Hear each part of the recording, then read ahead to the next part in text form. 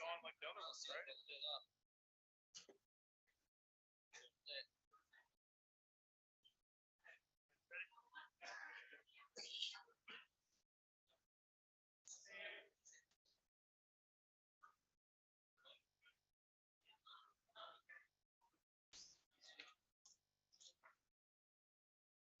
These are new too, huh?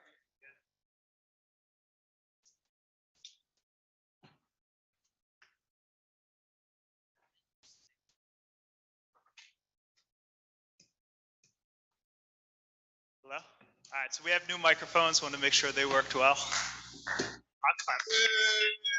Let's wait. I believe just up here, the one down there is the same, right? I had to look, but it sounds like the sound quality is much better. So we're working on that. Next thing we're working on is the whole system, but thank you very much for the microphone. All right, so I'd like to call our September 20th council meeting to order. Can everyone please rise for the flag salute?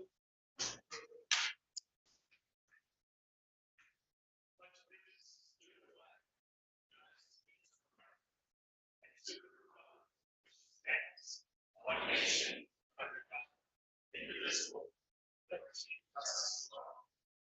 If everyone could remain standing while our Deputy Mayor Karen View leads us in prayer. Heavenly Father, as we come together today, we thank you for the wonderful gifts you give us. We ask for your guidance in our lives, and we pray that your love would live among us. In your name we pray. Amen. Please remain standing. We have a few moments of silence. The first one is for Lyndon Wineland, who passed recently at the age of 76. Lindy worked as a master tile setter in the area and could often be seen on the beach fishing, surfing, and camping. Lindy is survived by his wife, Sheila, his former wife, Dee Miller, his children, Dana and Steve Kabbalah, Guy and Lisa Wineland, Mandy Wineland and Jessica, his two grandchildren, and his brother, Bill and Kathy. This year, we also lost Elaine King, who was Brigantine's elementary music teacher for 21 years. She lost her battle with cancer this week. For many years, she directed art nights, performances, the snow show, and the holiday concerts. Before coming to Brigantine, Elaine traveled the world with the USO and opened for many famous performers. Elaine is predeceased by her husband, Brigantine Beach Patrol Captain Jim King. She is survived by her son Jeremy, her daughter Casey, her stepdaughters Jen and Melanie, and several grandchildren. Elaine had an amazing life, lived through her music, her faith, and her children. And also, Mike. Also, sounds for Liam Powers. Liam Powers is a young boy, 24 years of age. He grew up with my son and Councilman Haney's son there, and he passed away in a car accident last week. Very, very sad. Survived by his mom and two sisters. But Liam was just such a positive force growing up. He always had a great attitude in all the sports we coached him at, and he's working in an apprenticeship now in the trades and really going in a great direction. His life was cut off way too short.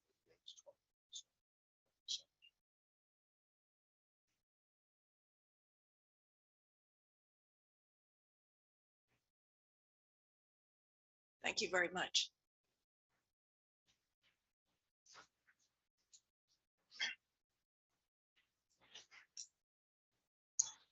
Lynn, can you read the Open Public Meetings Act announcement? This is to advise the meeting notices covering this meeting have been sent and posted as required under the Open Public Meetings Act. Thank you. Actually, no.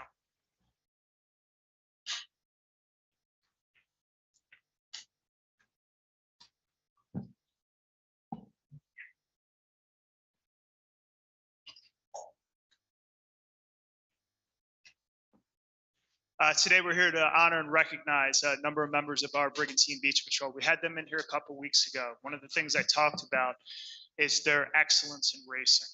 But one of the important part of that racing is it really showcases their lifeguarding skills. And on this Labor Day weekend, they put those skills to work, and there was an incredible rescue that happened. A lot of those guards are here. And I can tell you, this happened down at the Sandy Lane, but I was down there at the jetty that weekend. There was rip currents like I've never seen before in my life, probably every 10 feet. And I know that our lifeguards down there were working very, very hard. And one of the other rescues besides this one, there was a kayaker who went out after being told by the lifeguards not to go out. Got knocked off the kayak within minutes, drifting towards the jetty. There's a huge rip there into the inlet. And if our lifeguard, Macy Clem, hadn't gotten there, the Coast Guard would have had to go rescue that person because there was no way they were bringing it back.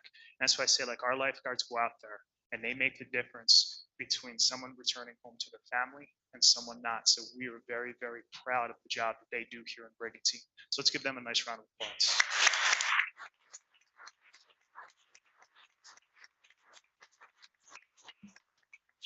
And I'm going to read this proclamation because it tells the story very well, and I'll invite our guards up after that. So whereas heroic actions were displayed on Sunday, September 3rd at Sandy Lane Lifeguard Station, the exemplary effort and selfless dedication of the lifeguards, beach patrol officers, and EMTs show the remarkable commitment to the safety and well-being of our community. Whereas it was a busy holiday weekend when a sudden dangerous riptide swept through the midst of the bathers, 8 individuals had been pulled away from the safety of the shoreline. The relentless tide paced them out in grave danger. Without hesitation, every lifeguard stationed at Sandy Lane and South Jetty sprang into action. Lifeguards utilized rescue cans and paddle boards as they ventured out into the treacherous waters to secure the victims, all while the tide continued to carry both the victims and the guards more than 100 yards offshore. Officers dispatched from 17th Street headquarters arrived on the scene and provided assistance to the rescue in progress, while the EMT was on shore attending to immediate medical needs of the victims. The unified response was extraordinary, exemplifying the true essence of the teamwork and dedication to the principles of lifeguarding. Today, we recognize the bravery, professionalism, and teamwork exemplified by senior lifeguard Bobby Lenahan, lifeguards Macy Clem, Lucas McGovern, Mike Meisner, Sean O'Neill Jr., Matthew Hoffman, Brendan Savell, Senior Lieutenant James Wilkinson, Lieutenant Scott Betson, and EMT Ron DeFelice. Now, therefore, I, Vince Serra, Mayor of the City of Brigantine, on behalf of City Council and the people of the City of Brigantine, do hereby commend the Brigantine Beach Patrol on their outstanding service.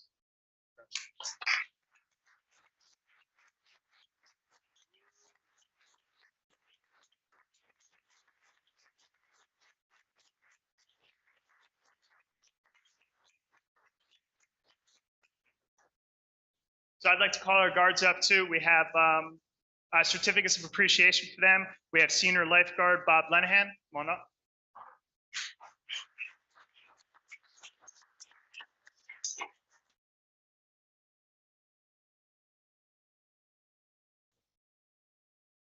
EMT Ron DeFelice.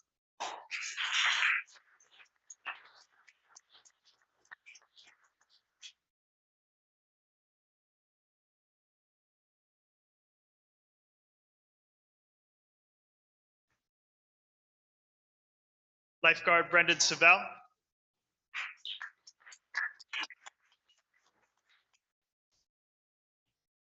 Lieutenant Scott Betton.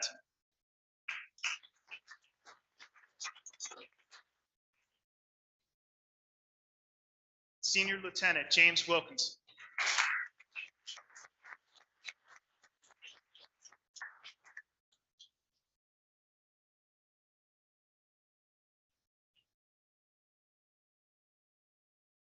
Lifeguard Sean O'Neill.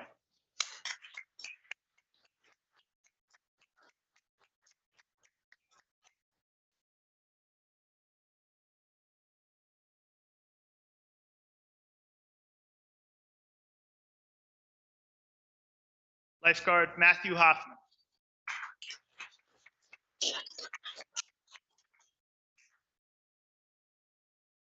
Lifeguard Mike Meisner.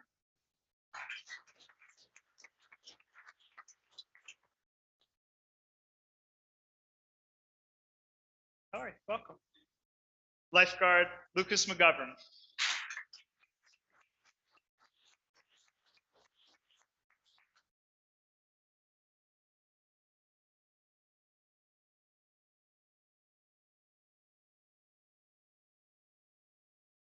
Lifeguard Macy Clem.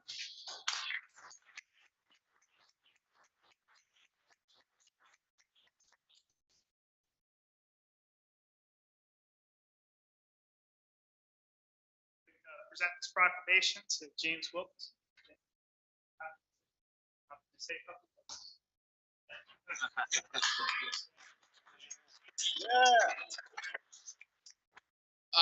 I gotta be honest, like, I basically did nothing. These guys did it all, because they're some of the best lifeguards that we have.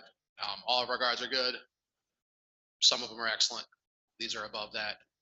They do the job every day, and this was just another one of those days, but it was an awesome rescue, and they're fantastic.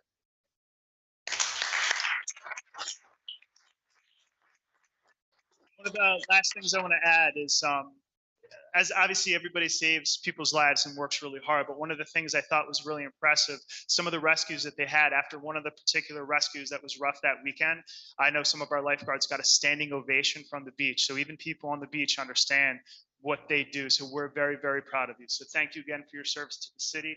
Thank you for all you do for our community. Thank you. I'll stay up. I'll stay up here a minute if people want to come take pictures. I know it's big for the family, so come on up. We're just going to take a couple of minutes to do that.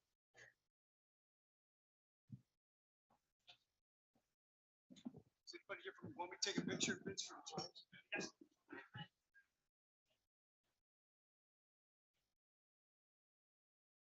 Take one. I'll take one. Get it done.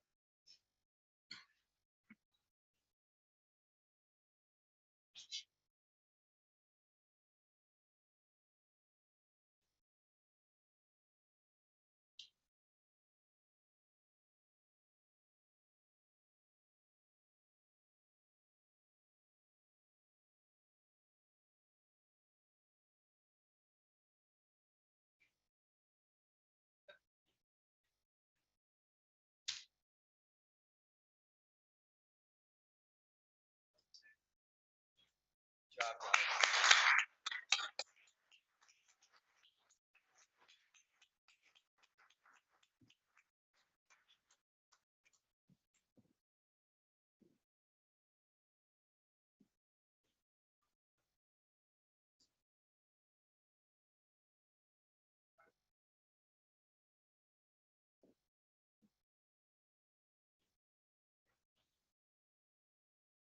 We have a presentation from our Atlantic County prosecutor. He's on his way, so we're going to hold off on that right now. Tiger, do we have an executive session tonight? We do have an executive session for personnel and potential litigation. All right, perfect. Lynn, can you read the resolution for executive session? Whereas the Open Public Meetings Act permits the exclusion of the public from a meeting in certain circumstances. And whereas this public body is of the opinion that such circumstances presently exist. And whereas the governing body wishes to discuss matters of personnel and potential litigation. Minutes will be kept, and once the matter involving the confidentiality of the above no longer requires that confidentiality, then the minutes can be made public. Now therefore be it resolved that the public be excluded from this meeting. This resolution shall take effect immediately. Can we have a motion and second? I'll make that motion. Second. All in favor? Oh. Oh. All right, all in favor? Aye. Aye. Any opposed? All right, seeing none, resolution passed. We'll be back in a couple minutes.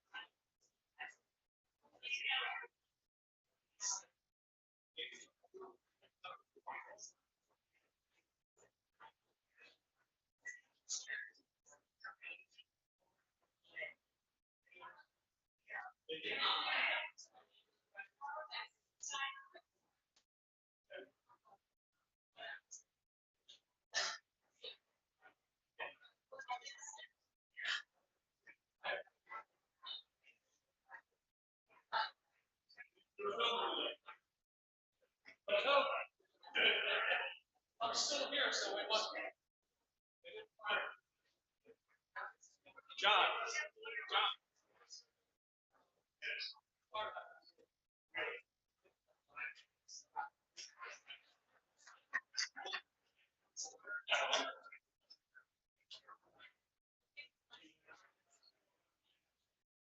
John. Yeah, I have.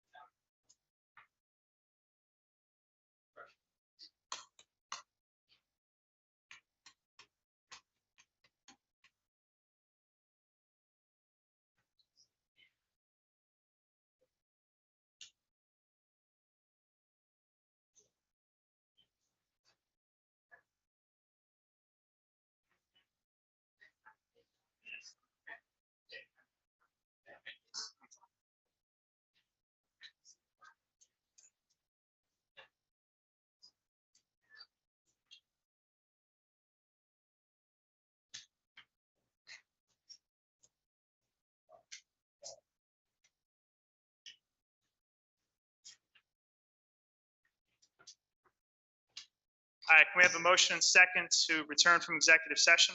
I'll make that motion. Second. All in favor? Aye. Any opposed? All right, seeing none, resolution passed. George, can you summarize?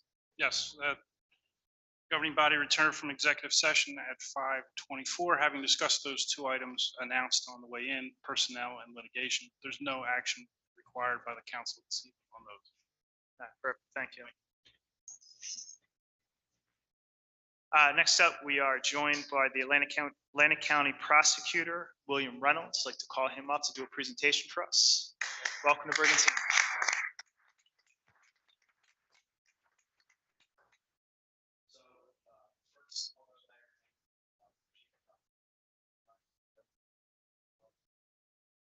Being here and listening what we do at the as I'm sure most people in the room know, born and raised in Brigantine, 31st and Ocean. Mom was a city employee. Dad was a community leader, and there's a tree outside. I'm extremely proud of that and proud of my roots at Brigantine. Before we get into what the Atlantic County Prosecutor's Office does, God bless you, Mike.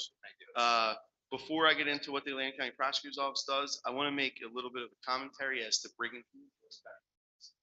It is, and this is especially for people who are watching online or others that are here that may not know this fact. So with me tonight is Pat Snyder, the Chief of Detectives. Pat also grew up here, also with the Holy Spirit, just like myself. And I want to give everyone some really framework. So we have the warden of the Atlantic County Justice Facility, myself as prosecutor, Pat as chief detective, with other Brigantine guys. We also have, and I don't know that people are aware of it, but we also have Eric Bergman, who's not a Brigantine guy, but also a Holy Spirit guy. And Eric Bergman's dad was the coach for Bill Gunther and Judge McGuire, who's also another Brigantine. They won Henley, which is the so we have so many people that have excelled that are from Brigantine that went through the schools here and went to Holy Spirit, and this is really a special place. And it's a special place in my heart. It's where I was born and raised, where our parents chose to call home when we left Philadelphia.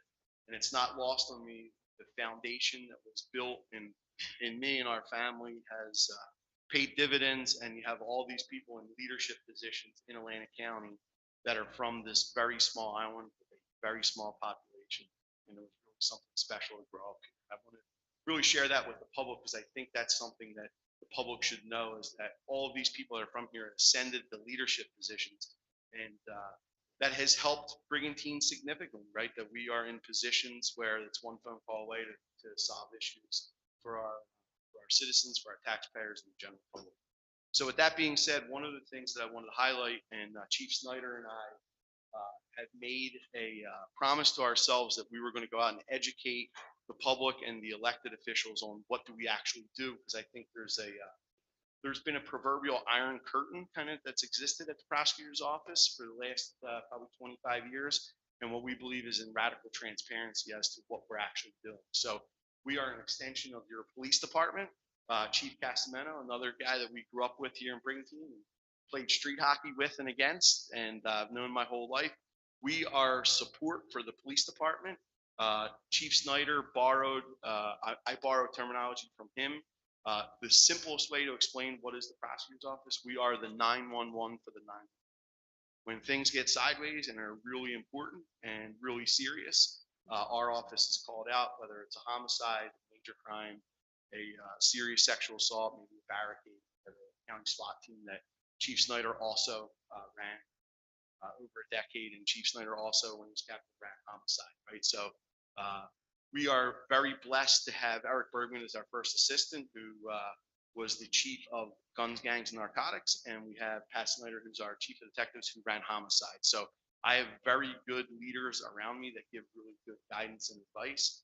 And one of the things that we learned is the key to success for us to be of service to you, to communities like Brigantine, is to have solid relationships not only with the chief, but with the elected officials and also with the people. So we've created a community engagement unit, and I have pamphlets I'm going to hand out this evening to all the elected officials. We urge that you share it with your organizations. We build a website. Since our administration has taken over, we've done over 300 community engagement events. A lot of it has been making relationships, building those relationships, but also education. We firmly believe that an ounce of prevention is worth a pound of cure.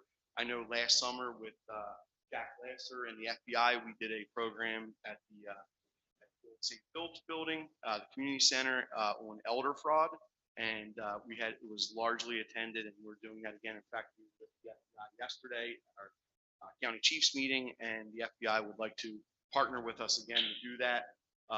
We think that is significant, especially for your elderly residents, to get educated on what a scam looks like when people are trying to get into their bank accounts. The other piece with respect to that is I have twin boys that are 14. The two most targeted portions of our community are those young teens from 12 to 17, and then our elderly who are at home and who may not have someone with them, and they get contacted through whether it's an email, text message, or social media, and then there's an interaction, and they eventually try to get personal information, bank information. And that is something that we take really serious because they're going after our most vulnerable citizens. Chief Snyder and I, with the help of a third party, we've created our new website, which is www.acpo.org. We actually have a QR code on the front and back of the pamphlet that will allow anyone who scans that QR code to go to our community engagement unit page, and you can request a presentation and go in, and we will come to your community, your organization, and we will do a presentation with any topic that we have. And if there's a topic that we don't have that you would like us to do, we can do that as well. The Atlantic County Prosecutor's Office has almost 200 employees. We have about 50 assistant prosecutors, almost 80 detectives, and the rest are lay staff. In the last year, and I credit Chief Snyder with this on my way in, he said, hey boss, we need lawyers. So we've hired about 17 lawyers. We settled 2 union contracts that were out of time of 4 years. We also opened another contract, which is actually going to the county commissioners board for October. And we decided every single pending internal affairs complaint that was filed and pending when we took over. So we really take serious running business of the county prosecutor's office. That's not only service to law enforcement, service to citizens, but holding people accountable both internally and externally. What it really comes down to, quite frankly, is we look at every single day as an opportunity to be service to the people that we're serving. It's not lost on us that taxpayer dollars are the ones that are funding us. The county is our funding source. We've created an incredible relationship with County Executive Levinson, Administrator Del Rosso, and County Council Ferguson. I can tell you they've given us tremendous support and advice, and it's been a true partnership, and that starts at leadership. And Chief Snyder and I have been so blessed with such a quality staff that are dedicated law enforcement professionals that really care. When we go do those community engagements events and the community teachings where we're doing seminars and things, There are people in our office that know more about cybersecurity or how to get in somebody's bank account, or one of the units that Chief Snyder set up is internet crimes against children. We do all of those cases for the whole county. Pre-COVID, maybe there was 5 cases a month. Now we're at 50 cases a month, right? And we are extremely busy, and we are cognizant of how important our role is to the people of the county. So we like to come out, explain what we do, give opportunities for each community to engage with us, invite us out to do what we can do to help you make your community safe. I know, being from Brigantine, that there's always been support for the police department. I can tell you, Atlantic County, since our administration has been in, the support has been tremendous. I'm going to give you some really sobering stats. Since we've been in, we've had 15 jury trials. Everyone's been guilty. The last 3 sentences for homicides and major home invasions and attempted murders, the last 3 sentences, 54 years, 60 years, and 70 years. I can tell you, since we've been here in Atlantic County, since the administration has been in 16 months, we believe in enforcement of the law, but we believe in law and order. We believe in community engagement, giving people a second chance. We created mental health diversion, at-risk diversion, but we know that truly, how do you make your community safe? You enforce the law, right? And if somebody's going to create, as one of my friends from Atlantic City Councilman Shabazz says, anti-social behavior, we're going to hold that person accountable and punish them to the fullest extent of the law. One of the things that I know Brigantine has always been supportive of law enforcement. Right now, and I want to call you Detective Kane, but as Neil Kane would attest to, coming from ACPD, the world with respect to law enforcement has never been more difficult than it is today. Post-COVID, it is very difficult to recruit. It's very difficult to gain law enforcement. And one of the things that I learned from going with Chief Snyder up to the Attorney General's office, there is a demand from the highest levels of leadership to support your frontline responders. And that needs to come from the Attorney General at the state level, but it needs to come from the county prosecutor and the chief of detectives at the county level. And that's one of the reasons why we're going, is that we really support towns like Brigantine to support the police department. It is instrumental to keep children safe. That is not lost upon us. It's a partnership. And I have to tell you, it's probably been one of the most humbling experiences ever to get the job. Now to do the job, Chief Snyder and I really take it serious. We take it personal. Obviously, being born and raised here, raising my children in Atlantic County, hoping our children raise their children in Atlantic County, this is personal, right? Someone commits like a real heinous crime, it upsets us. We don't want that, right? And just as a matter of gratitude to all of you, and I say this, and Chief Casamento will know, we answer our phone 24/7. Pat and I are available whenever there's an issue. We will do everything in our power to help you make your town clean and safe. We really appreciate the opportunity. Pat now, and I'm going to hand out the brochures. I promise I will not be that. So, I just want to let you know what type of leader you have in Chief Casamento. Here's an individual that took over as the chief with only 3 weeks and COVID hit. So think about that for a second. Then also think about the fact that prior to COVID in 2020, we had about an AG directive, right? Attorney General provides directives for us to do specific tasks. Often they're unfunded. I know that Mr. Kane knows about that. With that being said, we were averaging 5. Now, in the last 3 years, we've had 42. So when you're looking at your budget for your police department, recognize the facts that often those taskings at the directives that are coming down are actually being handled mostly by your law enforcement executive. So just keep that in mind. I ask you, and that's the type of person you have. I also want a full disclosure.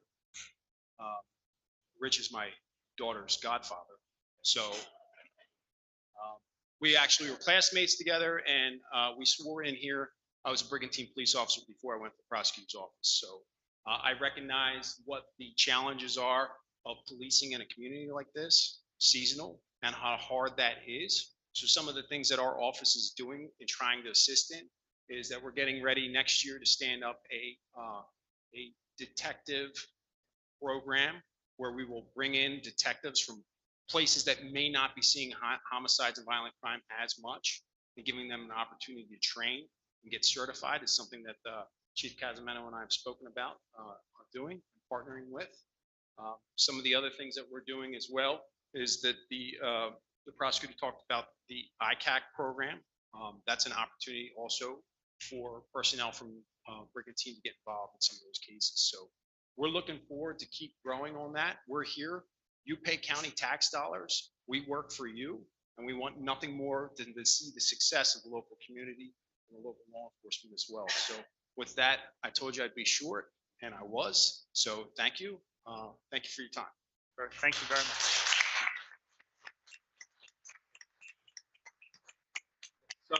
The only thing I'd like to add in closing is Chief Snyder is extremely humble. He's an Air Force JAG, put himself through law school as a homicide detective, and him and Mr. Bergman have been tremendous leaders in that office for 20 years and been a tremendous, really a rock for me to come into that office. I've been there 16 months. They've been there 20 years. So they are very humble, both Pat and Eric, and we are very fortunate to have them in Atlantic County. But thank you so much. We appreciate the time. Thank you. Bill, thank you so much.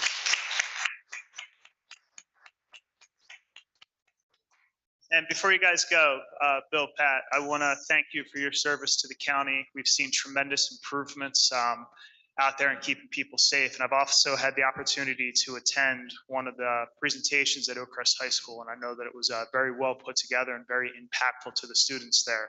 And you're making a big difference. Like you said, that ounce of prevention is worth more than you can realize. And I think it opened a lot of young people's eyes into maybe some of the choices they're making. So thank you. I appreciate it. Thank you. And Mayor, if I could, I just want to, there's a lot of us have been here for a long time, people in the audience as well, and ask yourself, when's the last time you saw a chief of detective and a prosecutor show up at one of these meetings to engage with the public? And Never. Yeah, so it's, I'm not just saying that because they're from Brigantine. I know I can call these guys anytime and Bill's going to get right back to me. I mean, Pat has to answer my call, but no, they're going to be there and they're going to be very responsive to any problem we have in Brigantine. And that wasn't always the case. So I want to thank them for their partnership too. And again, just think about the last time you saw a prosecutor or a chief of detective, come to a meeting like this. So it's awesome. Thanks, guys. I'm going to borrow a word. I'm sure a lot of people know Coach Bill Walsh, who was the Holy Spirit coach. I'm going to borrow terminology that he used with myself and my brother Rick. We are all in the people business, right? We just happen to be investigating and prosecuting crime, but we are in the people business, and our job is to serve the people. I have to tell you, there is no better position as a local lawyer to be the county prosecutor, actually impact. So thank you for the opportunity. Appreciate it. Sure. Thank you. Thanks, guys.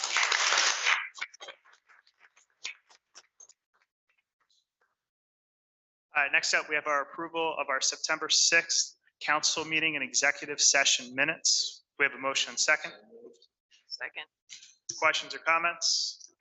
Seeing none, can we have roll call? View, Yes. Lettieri, Yes. Kane, Yes. Reardon, Yes. Mayor Sarah, Yes. motion carried. Approval of payroll requisition list and operating expenses. We have a motion and second. So moved. Second. Questions or comments?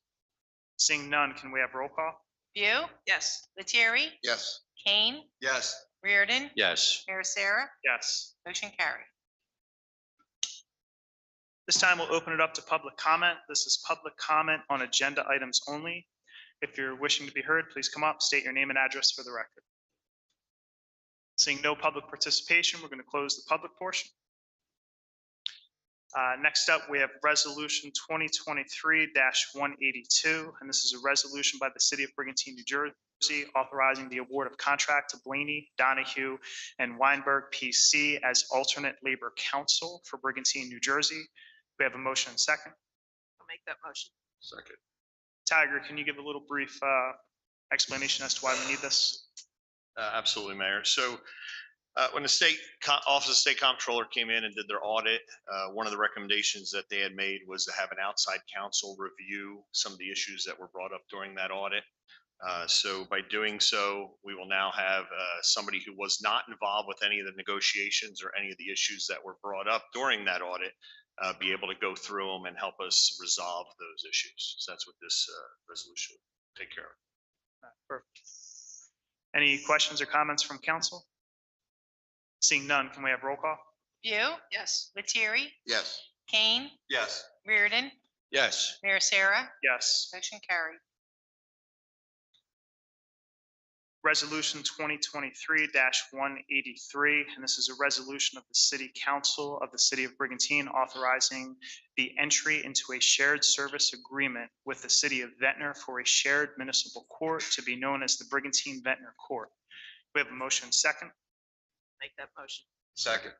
So Brigantine and Ventnor have been in negotiations for a few months now about putting together a shared service agreement. Brigantine will be hosting this court. Ventnor has made a decision to leave the county court system. It just wasn't, I'm just gonna leave it at this, it wasn't meeting their needs. They approached us. We looked at the numbers. I know that our city manager has been working with their city administrator to put together a deal. It will be a tax savings for both municipalities. We believe that it makes sense to do so.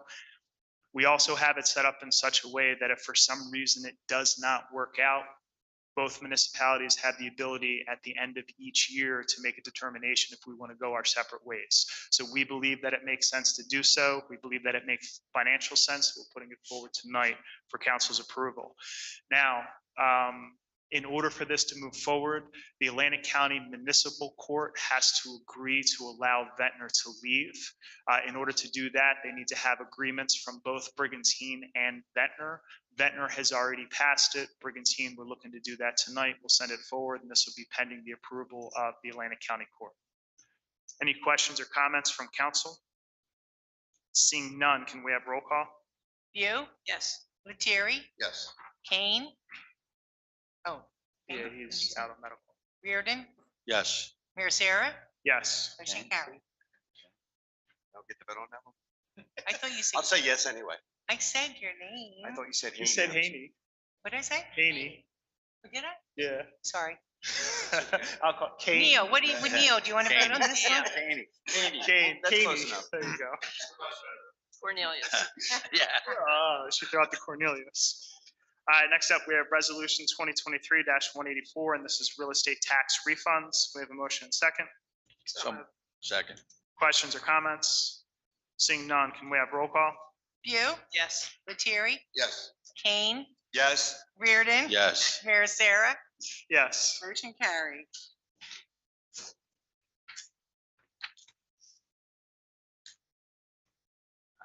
We have resolution 2023-185, and this is the renaming of the Brigantine seawall.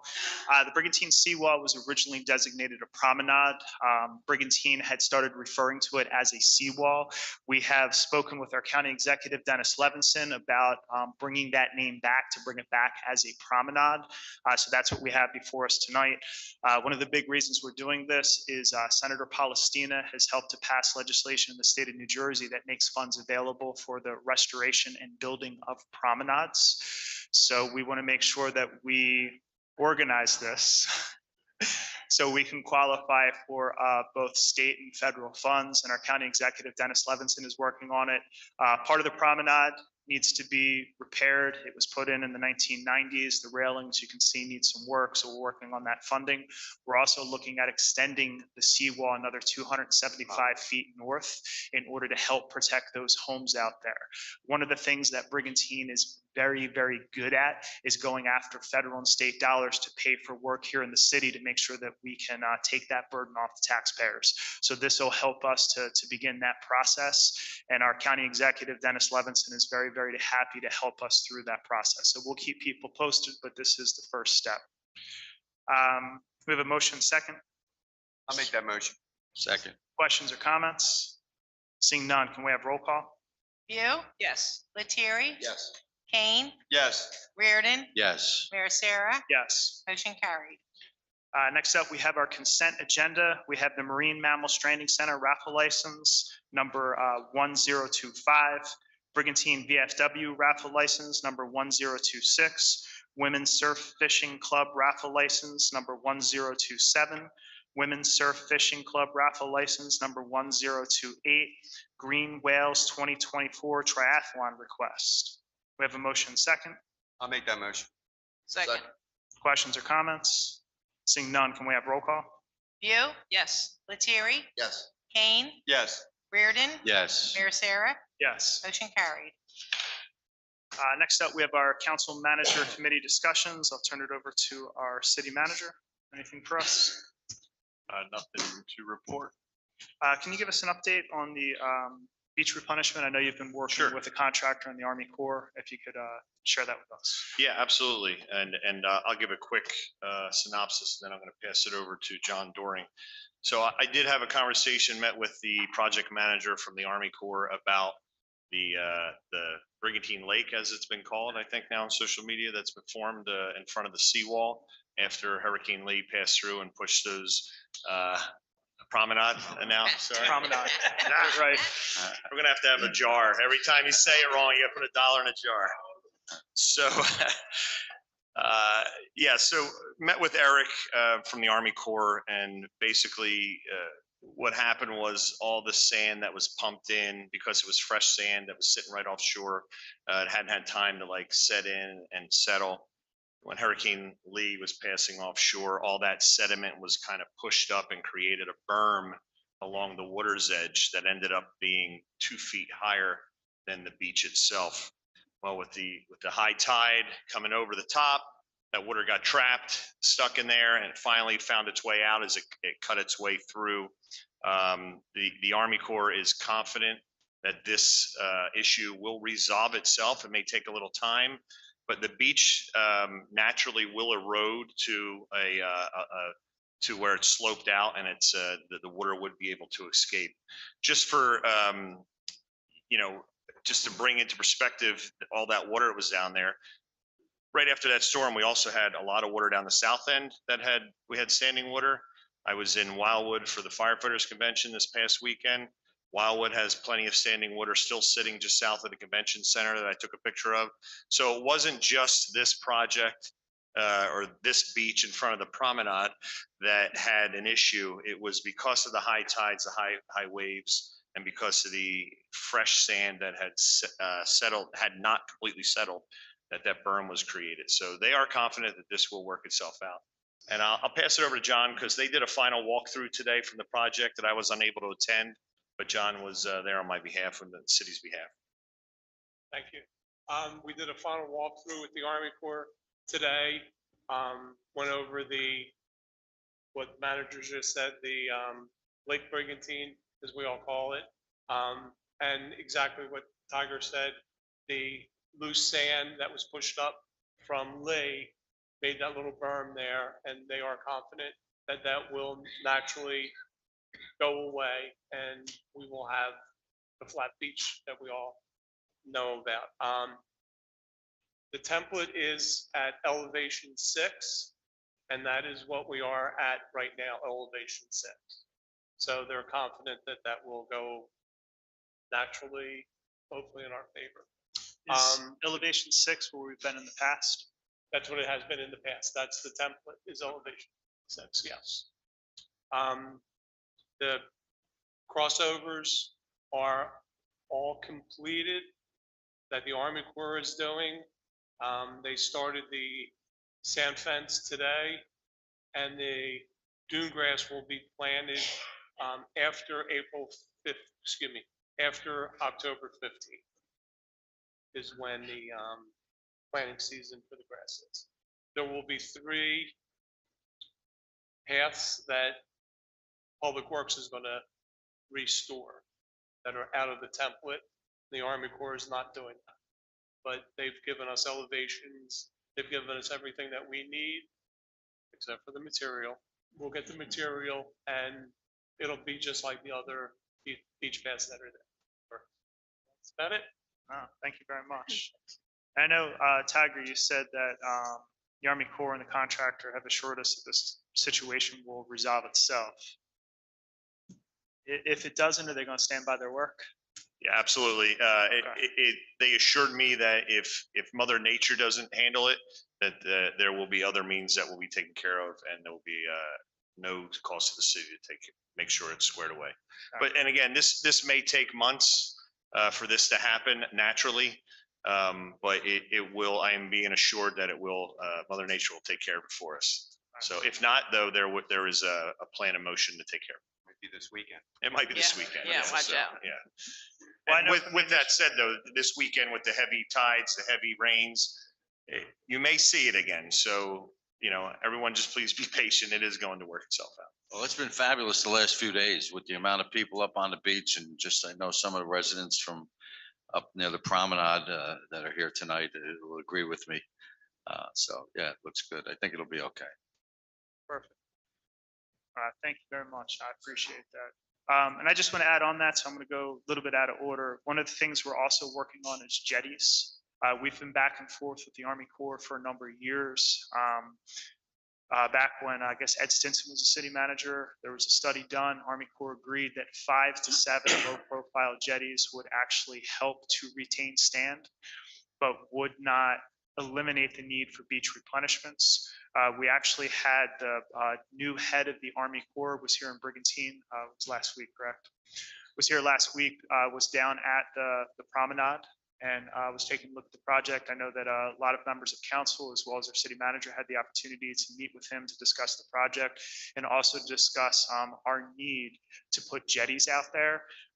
Army Corps is going to look into to see if it makes sense to do. We believe 100% it makes sense to do, so we're going to go through that. But we're going to, like I said, probably break this up in 2 parts. First part is we want to get the seawall to make sure that we're able to protect that north end of the island, because we are competing for federal funds for that as well. And then after that, we're going to start to go after trying to get the jetties. We are about 6 years out. Sometimes it's 8, but we're 6 to 8 years out from the next beach replenishment, barring some emergency. I know a few years back, there was a superstorm that came through by the name of Jonas, wiped out the beach, and they did emergency repairs out there. So the DEP and Army Corps have been very good with working with the city of Brigantine, and we look forward to continuing that relationship with them. And when we'll keep people posted as we move through that process. But as I said, the number 1 priority right now is extending that seawall to make sure that we have protection from the ocean up there. Turn it over to our department heads. Anything for us? No? Then I'll turn it over to our Deputy Mayor, Karen Pugh. I'd first like to give a shout out to Councilman Dennis Haney, who is home recovering from recent knee surgery. I spoke with Dennis this afternoon. He assured us he's doing well and hopefully will be back for the next meeting. I want to remind everybody that recycling is now every other week, and that yard waste, John, will continue through the end of October, correct? Okay. And that's and we'll let you know the exact dates. Okay, very good. Thanks to Clean Communities and Public Works for hosting a great event on Saturday morning. There were tons of people and kids who came out to bring their shredding and to clean the beach and to join in the festivities. It was really a fun event. I'd like to congratulate the Brigantine Rams organization for a great home opener on Sunday. Pee Wee lost in an overtime nail biter, and both JV and varsity had huge wins. And the cheerleaders look great in their new uniforms. It's always a fun time down there. One more thing. At our last meeting, we passed a resolution in opposition to the Atlantic City Airport being used as a shelter for migrants. Today's Atlantic City Press has a front page article reporting that Atlantic County officials feel that the bipartisan effort led by the Atlantic County Mayors Association has quieted talk of this proposal, which would have put a huge strain on the healthcare and education systems of South Jersey. I just want to emphasize that this was a truly bipartisan effort from the Atlantic County Mayors Association Zoom meeting, which I represented Vince at, and on August 31st, and all the way to the press conference 2 days later in Atlantic City. It was truly a bipartisan effort. And we thank everybody for their efforts in trying to stop this. And that's Thank you. I will turn it over to our second ward councilman, Paul Lettieri. No, I don't have anything. You covered the beach replenishment and also the renaming of the promenade. I realized that after I did that, I probably stole all your thunder. I'm sorry, Paul.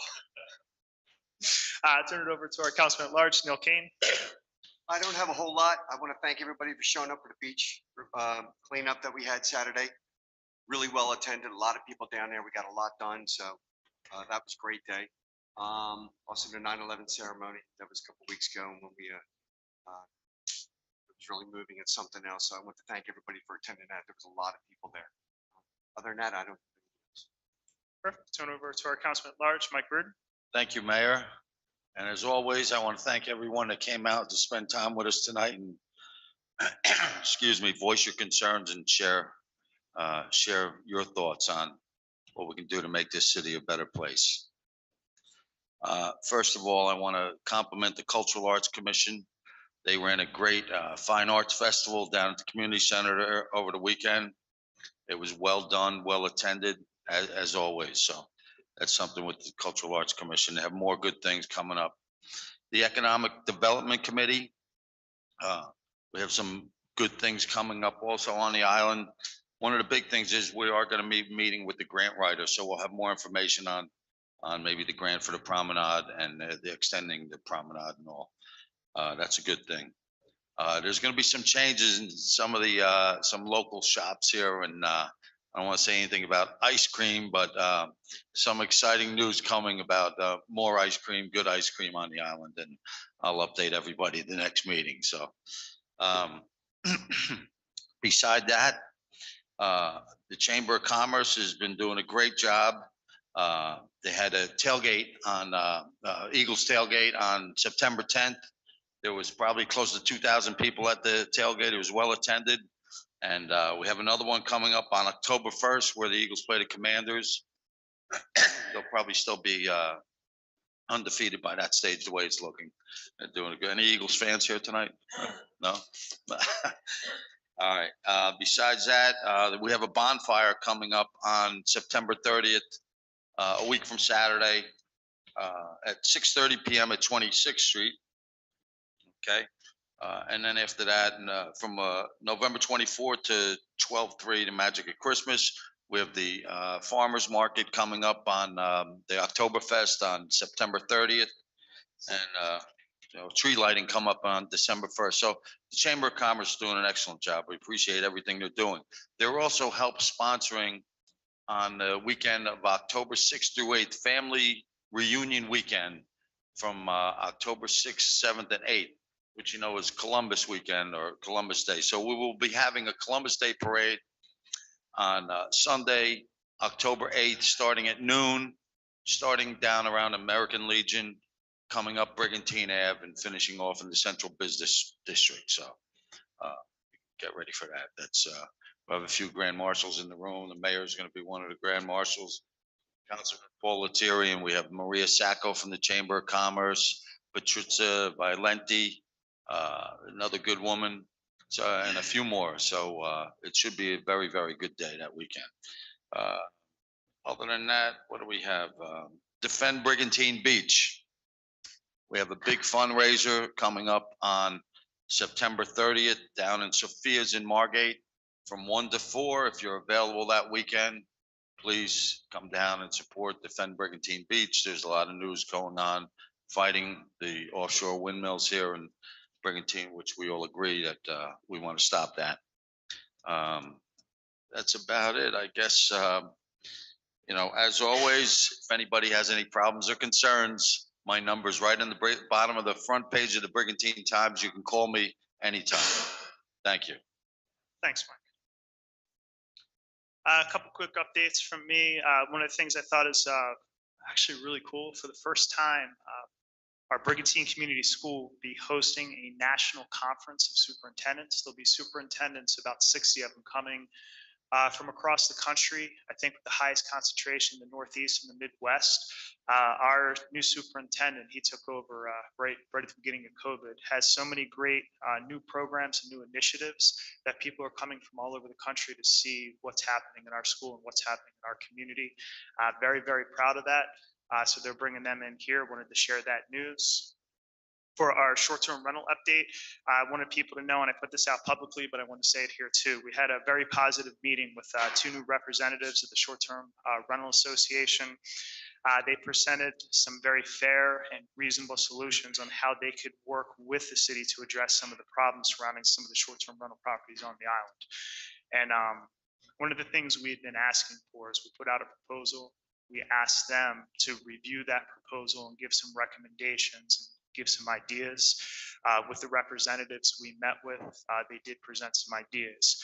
Our short-term rental committee has amended some of our recommendations to reflect some of these ideas. But what we see from the Short-Term Rental Association is that they recognize that there's some issues here on the problem, or some issues here on the island, and they want to work together with us on how we can start to address those together. And I think that is a very, very good first step.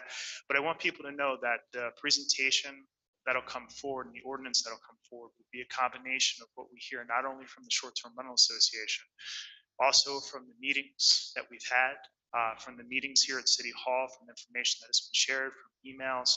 I can tell you myself, and I know a number of council members have met with a number of owners, realtors, representatives of the business community, and this is something that I think will take us in the right direction. I want to let people know that this is going to give us the tools and resources we need to address this, but it's going to have to be something that we continue to work with. One of the things I've seen, I've been on council about a decade now.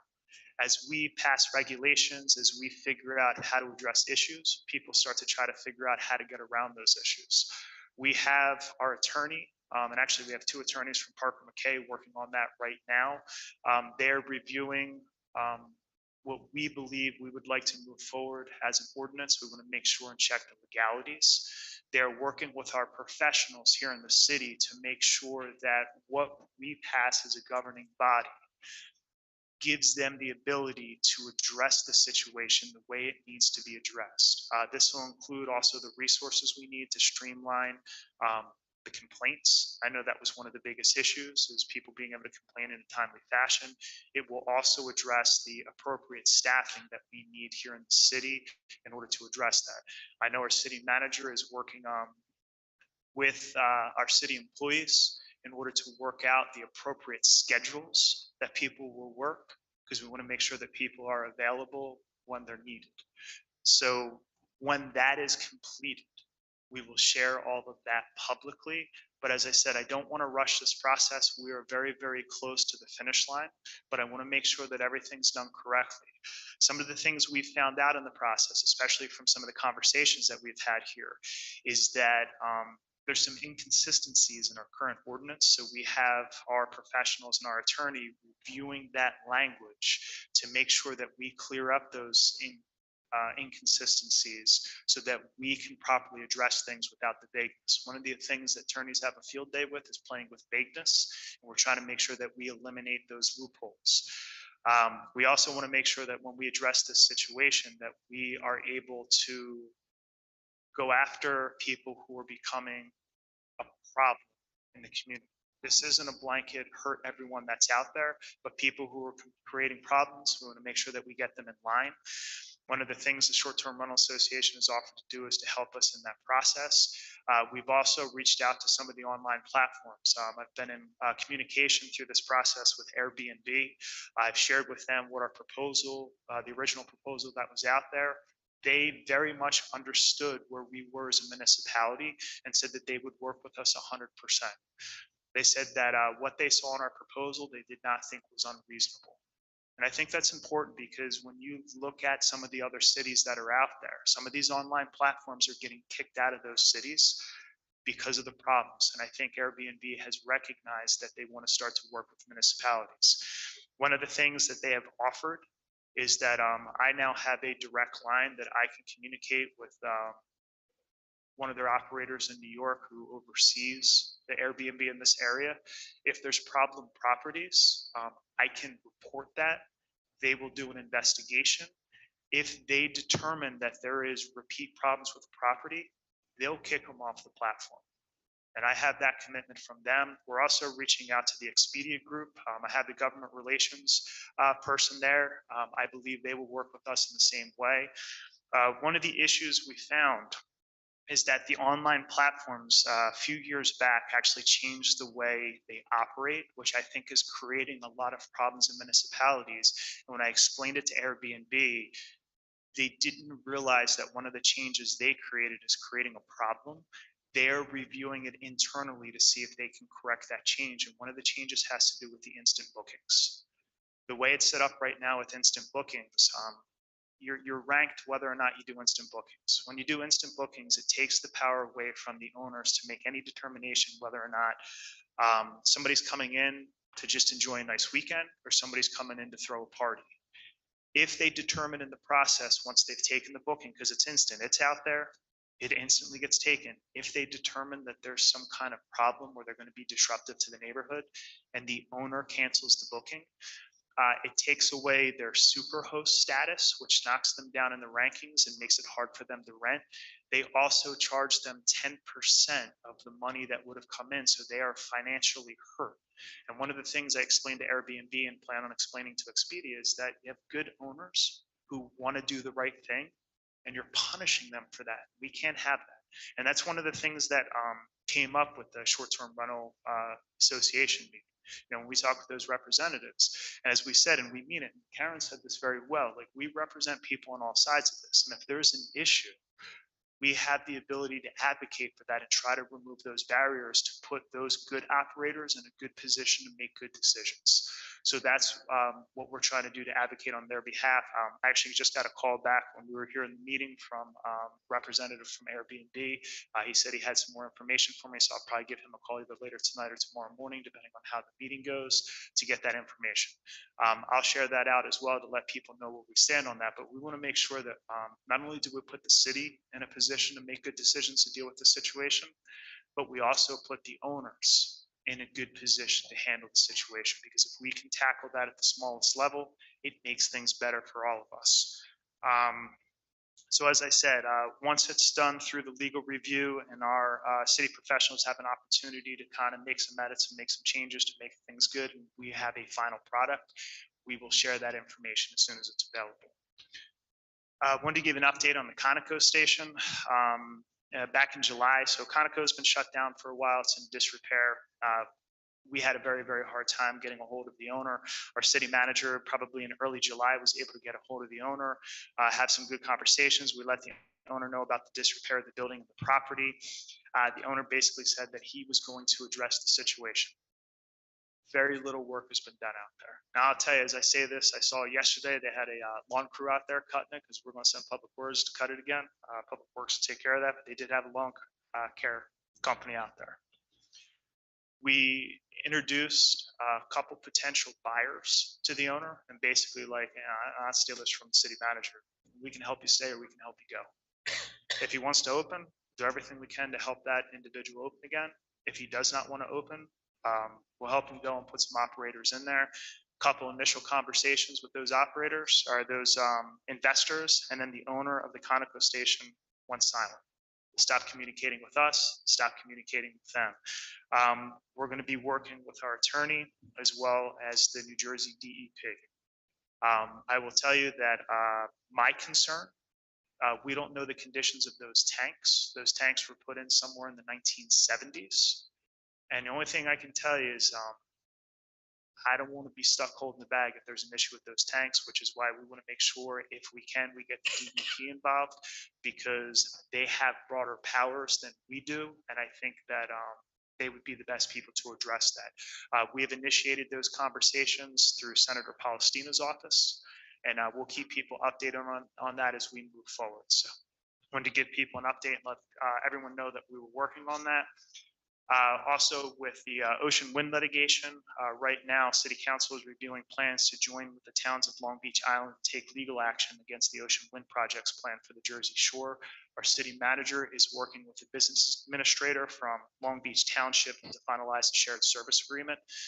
They had the litigation broken up into 3 phases.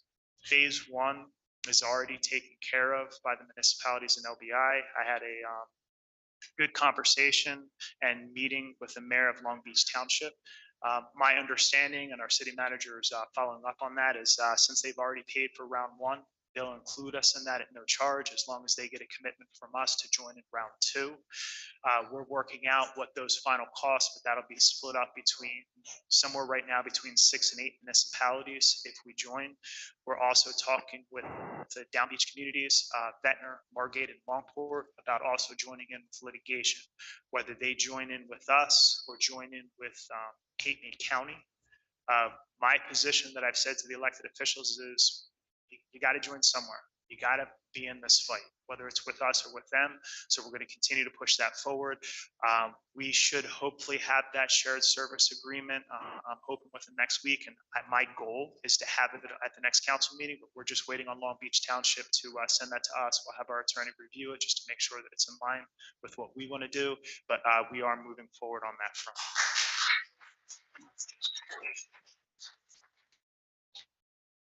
At this time, I'll open it up for public comment. Anybody wishing to be heard, state your name and address for the record. Good evening, Mayor Sarah, Council. I'm Andrea Sullivan at 2000 Ocean Avenue. Mayor, you said you met with the short-term rental representatives. Was it, who met with who? I mean, do we know the names?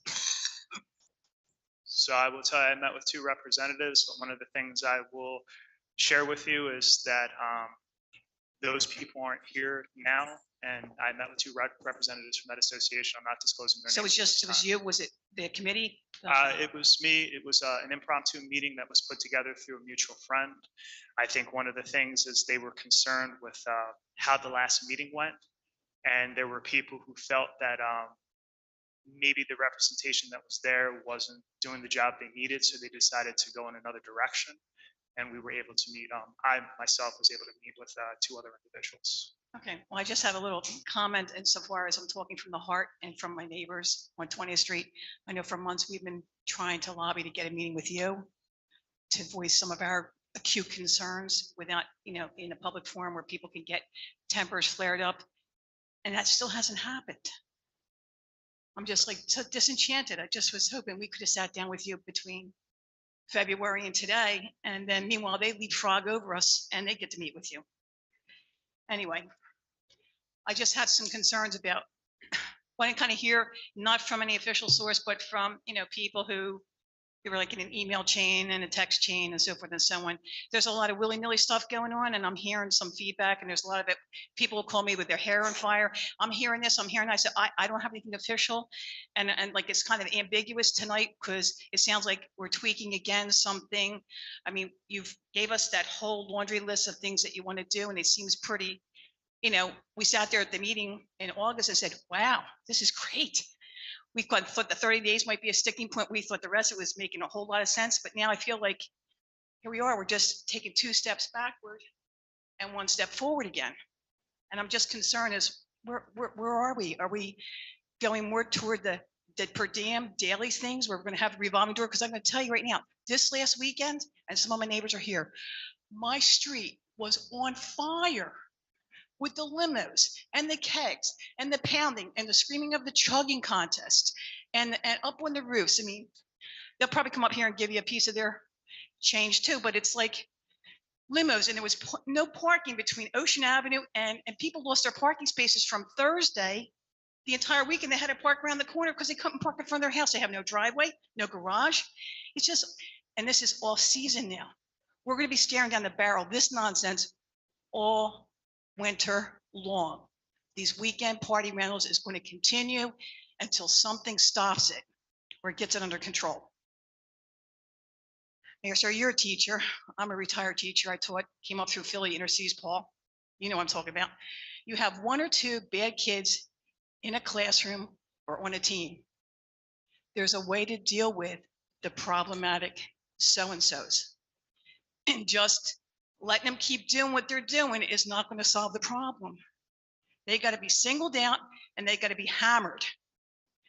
The levy, as much power as the city has on their shoulders, has got to be enforced, because this weekend was, I'm going to tell you, everybody's calling me, texting me. I feel like I'm like the captain of this team, but it's like, I don't know what to do. I reach out, I text, I send emails. I know I'm blasting you guys with emails, but I'm getting blasted. For everyone I send you, I probably get 10. And I just hope, do you guys even read the information I'm sending you? I'm praying that you do, because I do a lot of research and I try to find some common ground that's not like I'm coming across as a crazy, whiny, malcontent Q-tip. I think I'm making sense, and I just hope that some of this is grounded where we can all make this work. I mean, this island, I've been here since I was a toddler. My dad was stationed in Atlantic City during World War II. Met my mom, they met on the boardwalk in front of the Dennis Hotel. This island functioned fine with summer rentals, off-season, and then off-season rentals, like Stockton kids would rent out, whatever. And we clicked along just fine. The businesses thrived, the restaurants thrived, the shops thrived. Our summer population swelled. This island was humming. And then, of course, the casinos and the surge and so forth and so on. But we've been okay.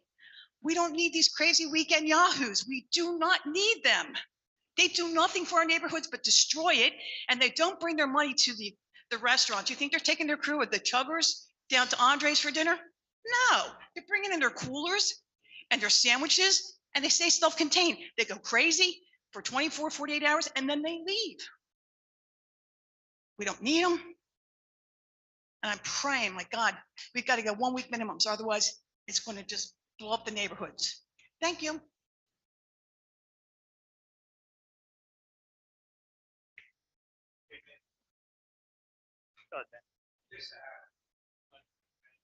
Sorry.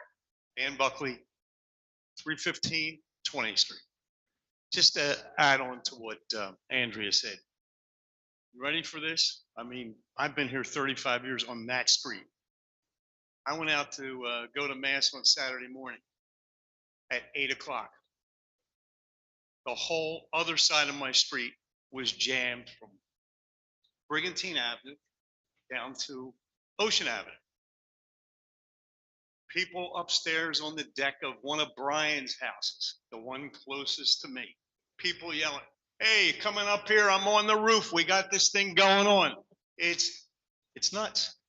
Now, my good friends down the street, Jim Koya and Louise, okay? I don't know how they park their car on the weekend. I honest to God don't. They must surgically park it. If they pull out, they're not getting a parking spot again. It's insane. Now, I thought about this before I came over tonight, and I wasn't even going to say anything. Then when I think I'm not going to say anything, I do. So please accept that. But you know, when you think about it, all these people like Brian, and I only mention him because you all know who he is. You think he has this problem in front of his house? You think he has all these people jammed in and crazy in front of his house? I wouldn't think so. In fact, he doesn't live here. He lives in Pennsylvania. So he just goes home and goes, "Hey, what's their problem?" Their problem is him. So the 2-day rentals, when they come up, you know what it's like? It's insane. Okay. And I've been here long enough that I know what it's been like. And it wasn't anything like it is now. It's probably the worst the last couple of years. It was somewhat tolerable. So I would just ask you all here to think about it yourself. What would you do if you lived next to one of these big houses with people coming in every week? I mean, think about it. Mr. Letier, do you have anything like this near your house? Absolutely. How do you like it? I took care of it Did you? because I called the police. I took pictures. I constantly complained. City started to write Good. tickets and fining them thousands of dollars. Yeah. And You it's know. all gone now. Well, no, it's not all gone now, but it's not anything like it was. Okay. Well, when it does, then you'll have to get something else for a hobby. This is your hobby now. Watch it. I was up your street on Thursday counting cars. I was there. I know what you're talking about. It's, are there any other streets like 20th Street, or am I just in a fog? There's some other issues on the island. People probably aren't as vocal as you, but sharing a lot of the same concerns. I don't know about people on the roof, but same issues, and that's what we're looking to address. One of the issues too that you brought up is the parking. Yeah. The problem is the parking is set by the UCC, which is state code. Right. So we need to work with the state of New Jersey to change that code, because right now they only require a maximum of 3 parking spaces, which does not work for shore communities. So that's Yeah. something we have to change at the state level. And that is, we'll have to get the state legislature involved, and we'll do that through Senator Palestina's office. Yeah, and I'm not attacking you on this, Vince. No, I know. But when you look at these big houses, they park 4 or 5 cars in their driveway. Most of the houses on 20th Street don't have driveways. Right. Okay, so they park 4 or 5 in there, then they park some around back, and then they take their parking spots, like Jim Coya and Louise, down at their end of the street. So, and they all come in and they park, and I mean, it's insanity. I agree. So anyhow, I'm not upset with you. I'm just trying to say this is what it's like. It's just, I mean, think about this. Well, it's probably good I'm going to mass at 8 o'clock in the morning, okay, in Atlantic City. But it's nuts. I mean, you can't believe it. You come home and and this is the end of the summer. So, sorry to be so enthused. Okay. So anyhow, just wanted to give you an update. I didn't want you to think that she was out of line, because she's not, but she does get a lot of mail from everybody else. So, Sure. thank you very much. Appreciate the time. Thank you, Dan. Can I just ask, Dan and Andrea, did you actually call the police non-emergency number over the weekend?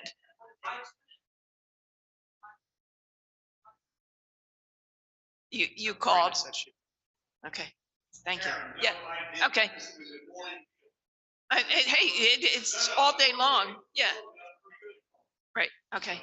Just check, I'm just checking, because that's what we need, the paper trail. Yep. Okay, thank you. Thanks, sorry. Hi, I'm Dan Below from 4410 Whalerman. Mayor, City Council, I'm damn near 70 years old. I've dealt with the federal government for 51 years of my adult life. I understand what slow, maybe tomorrow means. I've watched it in the federal government at my level with my business, with Congress subcommittees. I understand. This is a small town. This is a simple process. Get to the core root of the problem. The core root of the problem, you got too many people in such a small, confined place. Go back to the zoning codes that are in this city that were established. You get to the root cause of the problem and don't allow commercial activities to go on in an R1 zoned place. I was in New York working on a classified mission this past week, came from New York here, went to my house and had to go ask somebody to move their car so I could get in my driveway. I have a driveway that's 75 feet long. 8 cars next door, a fire pit that's 2 feet from a combustible house that is propane gas. Lights and music on the side of the house. They have Bose speakers hooked up to a stereo system inside of the house. If we enforce the rules that are already on the books, the short-term rentals, as other people have said, wouldn't be an issue. It's not the mom and pop organizations. It's not the 3 generations that have been at Brigantine. It's the business entrepreneurs who found a crack in the law and are benefiting financially from it. And it's every single person that's in the business community in this town and this surrounding area. It's not just 1 or 2 people. It's outside investors. The property that's next door to me at 4408, last month went on the market. It sold 12 days later. It closes sometime in the next couple of days. I am waiting to determine who purchased that house. I have a pretty good idea, but I'm going to wait until I see it in black and white. Everybody on council and the mayor, to include the lawyer. The courts are open to everyone, not just short-term rental owners. I have a decision to make in the next 30 days, and I will make it. Because once I've decided and done my due diligence and research and common sense prevails, I have two choices. Sell my house and leave, or use the courts to get relief. And I will use whatever means possible, because everybody's talking around the problem instead of driving straight to the problem. We created this problem as a town. We can solve this problem as a town. Stop putting 99% capacity of a house on a lot that shouldn't be there. There's one going up on Explorer that has maybe 3 feet in the front. It meets the minimum setbacks to get one car. The side is maybe 2 feet. The back it meets the code in the rear. But there's another lot right beside it. They're going to build a mega mansion there. Who rents these? Look at the economy around the world. What's the average earning potential of the average person in this area? They can't afford a $2.5 million house that's 8 or 9 bedrooms. They're buying it and building it as a business opportunity for a return on investment. That's common sense. You can't rent a house to a single family that's 5 and 6 bedrooms for $10,000 a week. The average person that comes to this town does not have the earning potential and the expendable money to do so. So where's it coming from? It's coming from the 5, 6, 7, 10 couples or 10, 15 guys or 15 girls that come here to hoot it up and have a great time because they're not invested in the community. None of their neighbors, family, relatives are around that are raising the hell at night. This past weekend, I turned around and left, went home. It wasn't conducive for me. And mayor, chief of police, when somebody calls and they have a complaint, issue a damn ticket. Don't turn around and just walk away and say, guys, you behave, you quieten down. Issue a ticket and then notify the owner of the property saying that you issued a ticket for a noise complaint. You're not, you're just alerting the owner. But I've called next door. And as I said the first time I came here, I got laughed at by the person who I called on the number, saying that, oh, nothing's going to happen. Dan, your 5 minutes are up. Yes, ma'am. Thank you. Chief, was that one of the calls you looked into? I think Dan said that when he had called in, he was laughed at on the phone and told nothing was going to happen. I know you looked into a couple of the calls because they are recorded. Yeah, Dan came up to me after the meeting and said, and he can come back up if he wants, but he said, you know, she was very nice. I don't want her to get her in trouble. It's just like she made a comment that I didn't think she should make, which I listened to the tape, yes, and it was completely professional. Did nothing wrong. They had a nice conversation back and forth, and the one comment may have been misconstrued. She was basically saying that basically what everyone's been saying, which is, you know, everyone sees the houses being built and everyone sees that it's a tourist destination, and every summer we all see it. We all see tons of people want to enjoy the island, and you know, her comment was basically like, Brigantine's not changing anytime soon because it's going to be a desirable destination for people. Like yeah, I said, I did listen to the tape. Yes. And I appreciate you looking into that because if there's any issues of unprofessionalism, I would expect that they would be addressed at. So I believe that. Thank you for looking into that.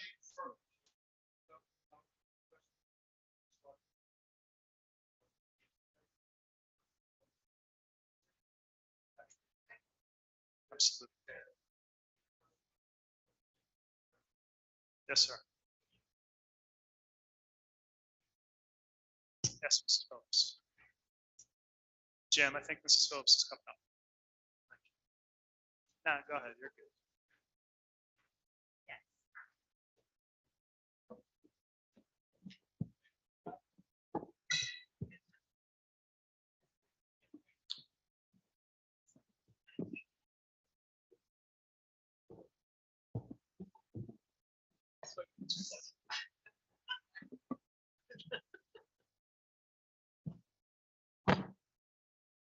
Wait a minute. No, I want it up. Can you get it up there? I'm not down here. Gee. Thank you. Okay. NH Phillips, 308 27th Street. The last gentleman who spoke gets the issue.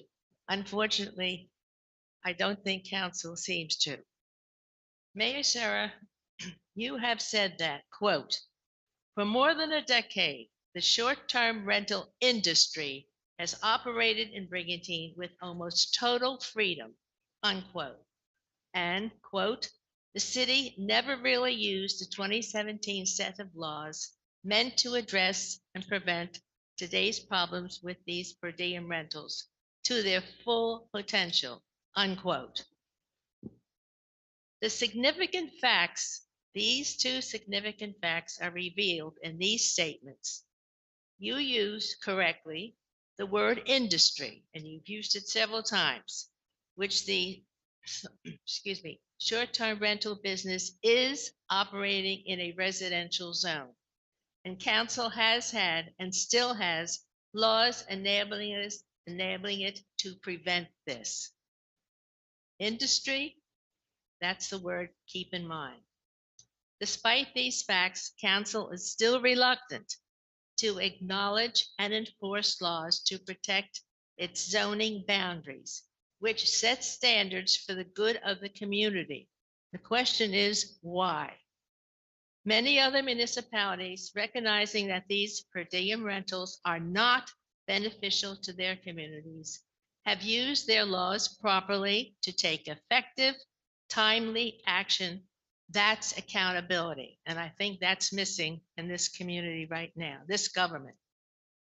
Council says it's trying to save this industry. Again, that word, and you use it. Not to severely restrict it or to shut it down. Instead, it emphasizes consensus and trying to achieve a better balance between one group advocating the law and the other violating it. What kind of balance is that? It appears that the industry, which deliberately is ignoring and misreading Section 246, in particular definition of a resort house, not allowed, which also states that traditional seasonal rentals shall not be considered to be resort houses. It is trying to portray itself as being punished by enforcement of the law, thus distracting council from its appropriate, necessary, and legal course, which unfortunately it's not taking. It is generally agreed that these STR, in particular resort houses, don't benefit a community economically, socially, and legally. By continuing to ignore the law, this industry benefits a few, while harming residents and changing a community from a pleasant, safe place to live to an unlivable, deteriorating town. Mayor Sarah, you emphasized at the end of the last council meeting two words which caught my attention. The first one is now. In other words, action now. No more delays. We've been working on this for months, and we don't seem to be making much progress. I believe at one point you said by January the 1st of 2024, it would take effect. It's being now pushed into the fall and then the winter, and we have not accomplished anything. And the point is, just as the last gentleman said, the issue is still the law. These people are violating the law. You can talk about noise and other things, but they're in a district in a commercial way that is a residential zone. And the key word is industry. We don't want industries in residential zones. And the other word is enforcement. Now and enforcement. You emphasize those two. My request, and actually should be a demand, because we're residents here and we're the ones who seem to be neglected. You meet with the people in the short-term rental committee, and as if these people aren't breaking the law. I mean, I find that rather amazing. But you not evidently haven't met very often with, for instance, the group on 20th Street, and there are others. I don't understand why you're prioritizing meeting with people who are violating your law, your own law. So my request to you is follow up on those two words, now and enforcement, because those are the keys. More delays, you've said, you use the words tonight, as soon as it's available. That's very indefinite. That And your doesn't 5 promise minutes are up. anything. Thank you. Thank you, Mrs. Phelps.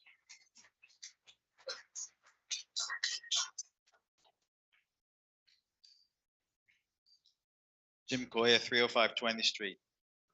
I wish I could speak as well. I really do. Right after Labor Day weekend, the hotels across the street in 8 days had 3 turnovers. On September 8th, the police got a call from a neighbor at 302, which is next door. They have a new infant. It's called on Friday, this past Friday. In addition to that call, it's his in-laws home, Andy, his mother-in-law, left the house and knocked on the door the next day to tell him to keep quiet. I think we had a great presentation by the county today. And they talked about law and order. And talked about law. That's all we've been talking about since.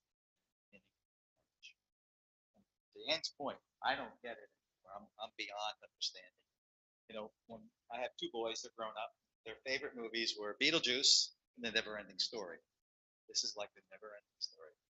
I don't know what to say about it. It's we're kicking the can. The house across the street, Brian, right? He's already renting the spring summer season, $26,000 a week. And that's only one. And then last time after this meeting that we had, the last meeting, Anita and I went back and we went through and just randomly looked at rental properties and found a half a dozen more homes outside of the ones that are on 10th Street that are 2022 and more. You had an individual here stand here and tell you, I only rent with 14 people. We found her house. She has it online for 20.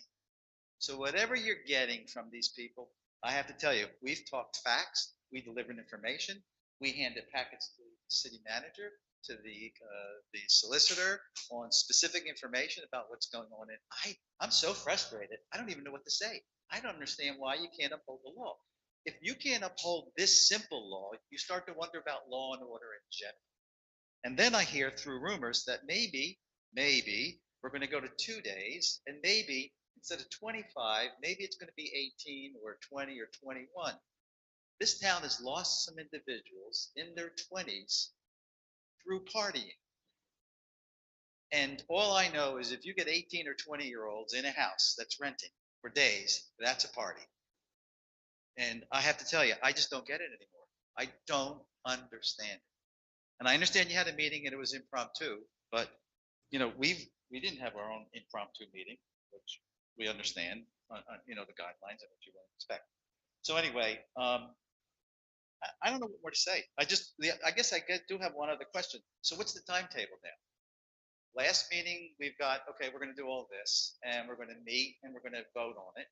Not this meeting, but the next meeting. So what's the timing now? Tell you is right now I'm waiting on our city attorney and our city professionals to finish up the language. As I said before, when we go after people's licenses, it's going to end up in court. And one of the things you heard Dan talk about is the cracks in the system and people find these loopholes. We are making sure that we close in those loopholes to make sure we're on solid financial footing. And I understand people's frustration. I understand that you want this handled immediately, but I want to make sure that it's handled correctly. And I want to make sure that the language is correct, because I don't want to get into a situation where the city is not protected when we end up in a legal situation, because it will be. And that is what we're working out right now. I will tell you, I know that our attorney's been working very, very hard. Our city manager's been working very, very hard, as well as our other city employees, to make sure that this language is correct. As I said earlier, we found in our existing language and our existing code some inconsistencies that create those loopholes. And we're working to close those so that we make sure that we get everything done correctly, to make sure that the city can properly handle and execute what it needs to do to address the situation. But trust me, I understand your frustration. I understand that you want it to die. I want it to be done today. But unfortunately, the way the process moves, it does move slow. And I said in the beginning, I do things correctly. I don't do them fast, and this is too important to rush. So we will have this, and as soon as it's ready, we will move it forward. But I can't predict how people are going to work. I can't predict what's going to come up. I can only tell you where we are, and when we have it, we will share it. So I know, and I respect that. We've been here, we published a paper in August, a list of things you really were going after. Yeah. At that point, was that presented to the attorneys, or had they looked at it before you released that? So the attorneys are working on that, and there's a lot of moving parts to this. And look, I know that you're very intelligent, and I know that you understand how this works. It's not just something that we snap our fingers. We're going through not just what was presented, but what is already on the books, to make sure that we're on solid ground. And that's some of the things, like a lot of the issues that you've brought up on 20th Street, we've had our attorney review, and we're working on how we appropriately address that. One of the things that I understand is I need to make sure that we're on solid ground before we move forward. As clear as it seems to you, there are some inconsistencies that we need to address, and we're working to address those to make sure that we can address the situation properly.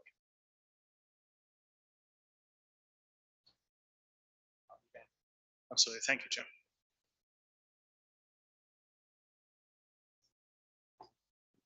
Louise Grover, 301 20th Street. There are STRs and there are STRs that are hotels. And this is why I am up here right now. When we first came here in February complaining, after coming to you in 2015 complaining about 304 and 306, these animal houses are different from the rentals of 1 and 2 and 3 bedrooms. These are 27, 28 people piled into a house, 2 of them next door. Would you like to live in a neighborhood with transient people 3 times a week maybe coming in? Because if you make it 2 days a week, that's what it's going to be. It's going to be a hotel on 20th Street. Might as well just put a sign out there, hotel on 20th Street. I am pleading for you to treat these animal houses differently than you do with the person that rents their condo, their 2 or 3 bedroom house, because these are different. There's a law on the books that we have been pleading with you to enforce. I can't understand why everything's blanketed together. After the last meeting 2 weeks ago, Mr. Holtzengolder told us, the neighbors, that we said it's illegal that what you're doing. You are renting to 25 people. He said, your town lets me rent to 25 people. You want to be made a laughing stock and have a Wildwood, might as well change the name of the town to Wildwood Junior, because this is what it's becoming. The big boarding houses, but at least in Wildwood, the owner lives somewhere. I remember Councilwoman View, you saying the last time how you had a love of the shore, coming down the shore and renting these houses with your family. I too. I lived here. Okay. There are a lot of people, a lot of families. Exactly. And that's how I got this love for the shore. But every time we as a family rented, the owner was nearby, upstairs, in the back, next door. That's not what's happening here. When the police were called Saturday on the 400 block of 20th Street, 2 police officers showed up. And when they asked a neighbor on that street, why did you call us? And she said, because they're yelling chug, chug, and banging on a keg. This was at 5 p.m., I believe, between 5 and 6. And one of the officers turned to her and said, "That's not against the law, ma'am." "No, but disturbing the peace is." And he said, "Well, it's not 10 o'clock. And then the woman said, "Well, your captain, your police chief said, call any time for disturbing the peace, 24/7, 365. And he started to argue with her. And the other policeman who arrived said, "Oh, she's right. You can call any time for disturbing the police." What is happening? We have nobody to turn to except the lawyer. And that's probably what's going to happen next, because you're all culpable. You're all culpable. Okay. Kaz, what is the process, I guess, in the middle of the day with the situation that was just described for the police to address? If it's in the middle of the day, it's, they'll show up and they'll determine, if it's a public nuisance, if it's, disturbing the neighborhood as a whole. If it's, a normal noise, if you're holding a birthday party with 20, 13-year-old girls, it's going to be loud. We're not going to just start writing tickets. I think they're describing what seems like probably college age. First of all, she was describing from a third party. Okay. So, I mean, I'd like to hear from the chief. I mean, I wasn't there. I can look into it, but someone yelling chug, chug, chug, it's not something we're writing tickets for. I mean, there's certain thing, if there's a band playing and it's obnoxiously loud, then yeah, we're going to address that issue. But as we've seen for 7 months, there's bigger issues at hand that are the main complaints. And then every once in a while, it's this third-hand thing that gets thrown out there. I mean, I could look at the body cameras. I could see, if they handled it appropriately. But in the middle of the day, there's going to be some leeway there. I mean, I think we got called for a hibachi party too, because the guy was clanging his hibachi things, and that was too loud. That was at 3:30 in the afternoon. So we're going to take each call as it comes in. It takes a lot to be, I'm just being honest. It takes a lot at 3:30 in the afternoon for it to be considered a public nuisance. I think the issue, though, is that it's not just the one instance, but I think people in the neighborhood are dealing with constant issues. So the main thing, again, we've brought up dozens and dozens of different issues, the amount of people in the house, or the length of stays, or there's not enough room for parking, that kind of stuff. If we're coming down to the police response, then my suggestion, as it has always been, is call us. If you don't like the way we responded, call us again. That's what we're there for. Call us a third time. Don't be afraid to keep calling us. And if you don't like the response, there's an officer in charge who's working. And then I can look at that. I can look at that timeline of, all right, well, how many times were we called for that problem? What was the description of the problem? I can look at the body cameras. And then, if you call the officer in charge and say, because listen, to be quite fair and honest, you might have a 2-year patrolman who just doesn't know everything yet. So for a guy that showed up later and said, well, actually, we actually can write a ticket in the middle of the day if we feel it's appropriate. That's normal. That's probably a sergeant or a veteran patrol officer who knows that.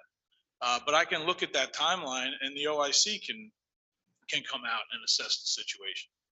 And, sometimes people want to shut down a party that if it's at 5 o'clock in the afternoon, we might not do that. So they're not going to be happy with our response, but I can look into it and the thing is just to keep documenting it and report it. It just seems it's thrown out here at the council meetings. It's not the right way it's not the appropriate forum to do it.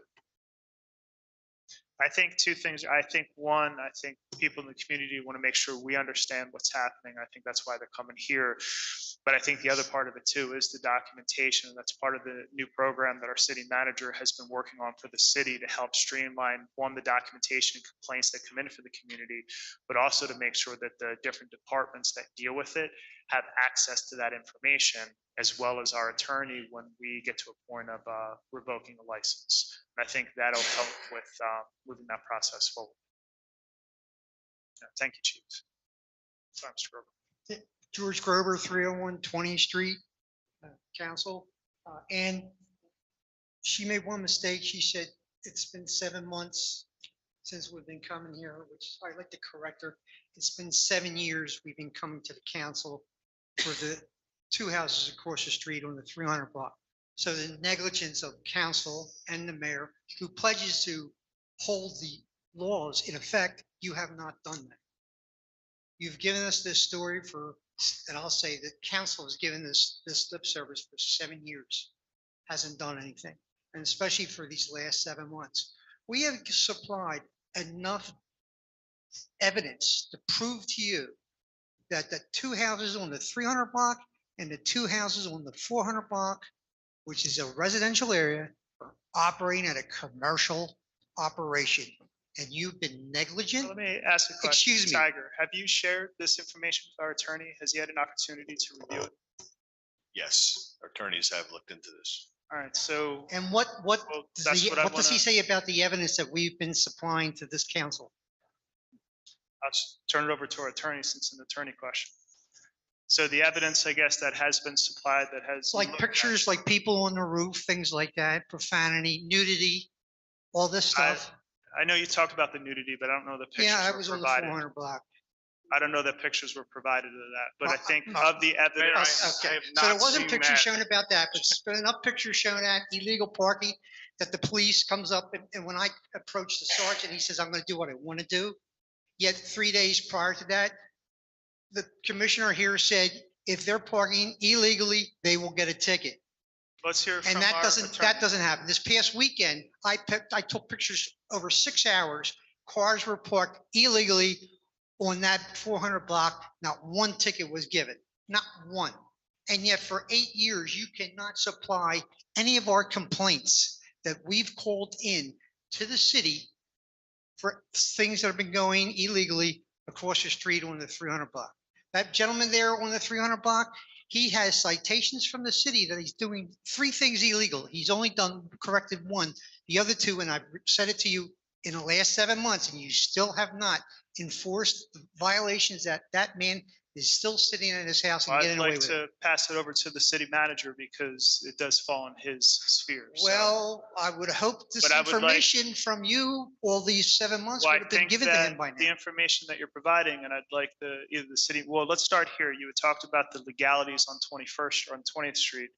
Have you had an opportunity to review the evidence? Yeah, we've taken all the information that's been provided by the residents through the manager. And those are the things that we're using to recraft this ordinance to make sure that it's covering those kind of things. I mean, is it going to be perfect? No, but the enforcement has to be something that when the prosecutor brings it to court,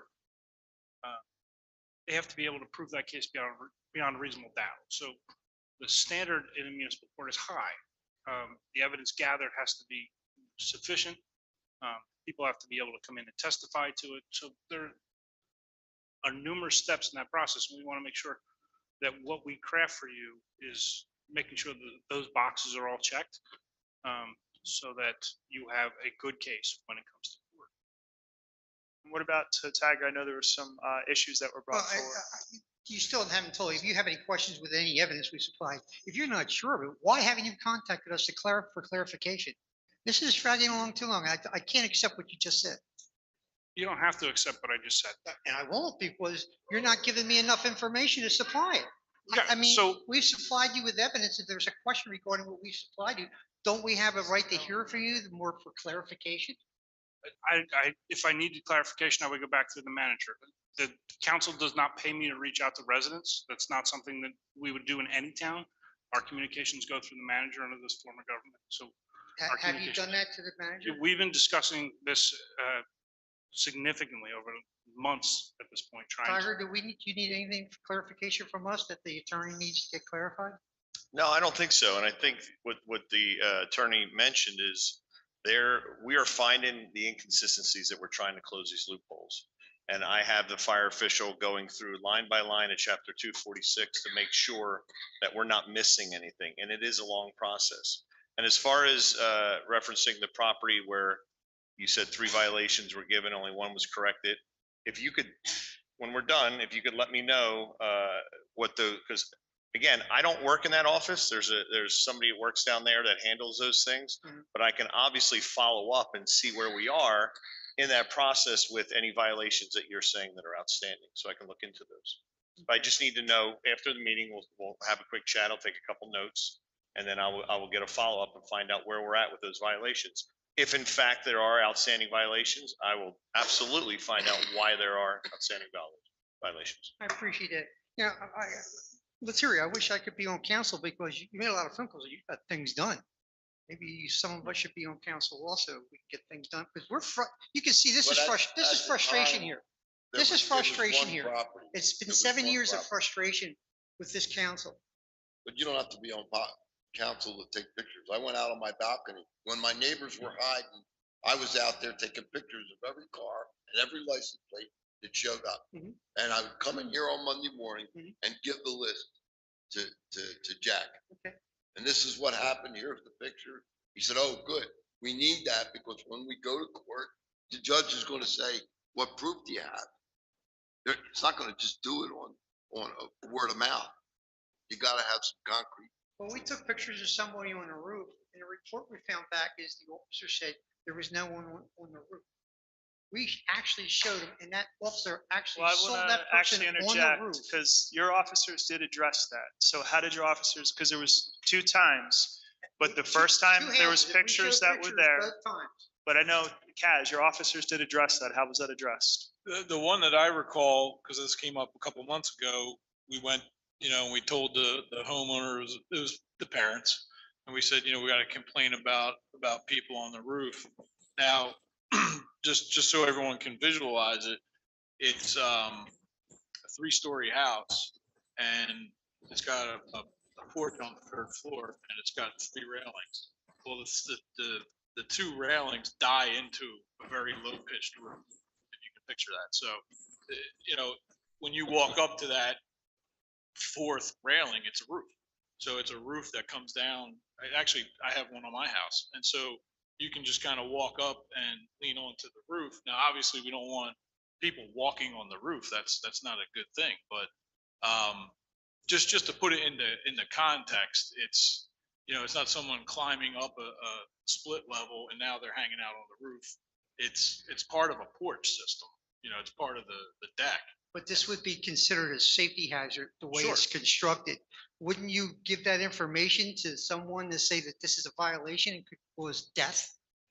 Well, I Instead of believe just the ignoring first that? time you went, Kaz, First of all, what's the violation? What am I going to write It's that? not a violation, it's a safety issue. You just said it was a violation. Well, a safety issue. Yeah, so the How office, about a safety issue? yeah, and I Shouldn't agree. that be reported to someone to get rectified with the owner to correct it? The owner I of think the it's a house? question. You're talking about the owner of the house now? Yes, sir. that's Okay, correct. gotcha. I mean, that would be, Shouldn't we be taking those initiatives to do things like that? So it is safe to be in a property? I mean, that would be a building code issue if the house was built incorrectly, but there's a lot of houses where a low pitched roof. Yeah, Same design. yeah. but I think the issue was though, the first time that your officers went there, because there was 2 incidents of it. The first time I think that it was kids up on the roof, the officer spoke with the renters who were in the home. They were teenagers and we spoke Yeah, and to they the, dealt with it. we And spoke to the parents and told them, just so you know, you have kids on the roof. And then I think the second time the officers came, I don't think anyone was out there anymore, but a picture was shown. I think it was shown from Mr. Koya. And I'm not sure how the officers were able to address that when the individuals were no longer on the roof, but Mr. Koya had a picture. Yeah, I would have to look that up. Yeah, so that's what I'm saying. I think that's what the issue was, but I know that when the officers arrived and saw that there was teenagers up on the roof, they did address it with the people, and I know that the parents handled their kids for being out there. And also, Tiger, if you could follow up with Mr. Grover, make sure that those issues are addressed, because I think that communication is important. Lastly, for Airbnb, do you know what the average number of days per day, number of days? I figured you were. It's 28 days. That's national. It's higher further down south because of Florida, because a lot of people leave and they stay there for 6 months and one day. So, but up here in this coastal area, it's 15.3 days. And you're talking about 2-3 days? I'm sorry, I'm having a hard time seeing that if Airbnb is looking at an average of 15 days, why would you put it down to 3 days? It doesn't jive. Unless you want to have the bachelor parties and bachelorette parties, then you're really opening up the floodgates to have more problems than we're already experiencing. So I hope you're taking that into consideration. Thank you.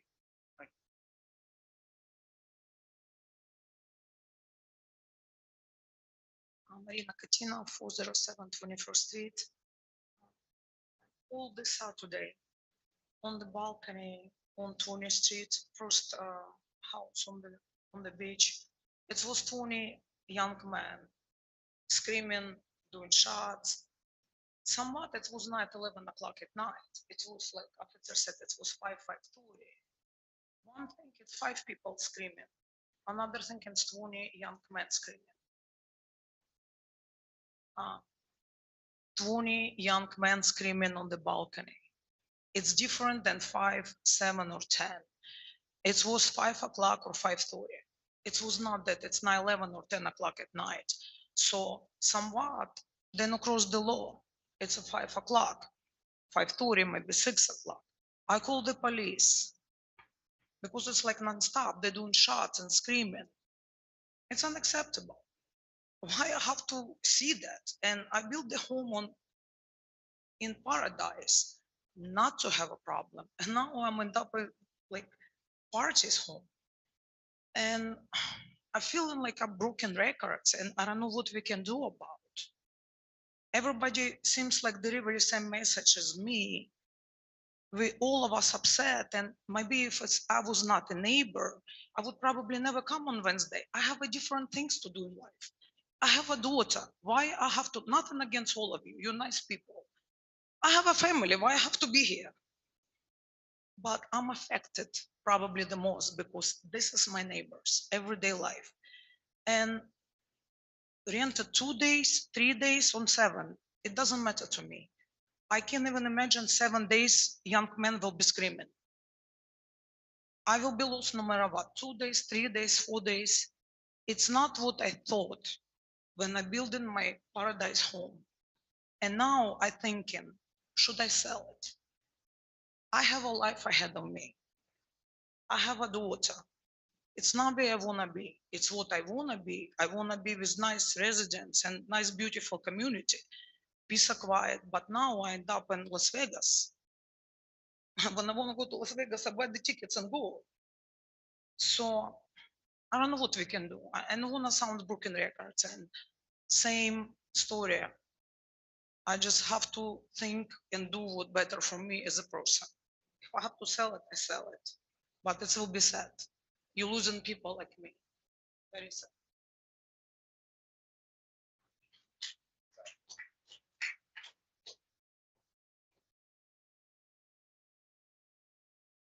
Janice Sidargas, 463 West Shore Drive. I can really feel and understand these people's frustration. What brought me to Brigantine 33 years ago is that I had to move out of my neighborhood, my home. I had a beautiful brownstone in Philadelphia because of the neighbor. They tortured me. I couldn't take it. And being in South Philly, you call the cops unless you say they have a gun, they're not coming. Okay? I'm sorry. So, and that was not the first time I moved and sold a house because of neighbors. twice in South Philly. I moved and sold my house because of the neighbors. I moved down here and I just thought I landed in heaven. It's so quiet. It's so peaceful.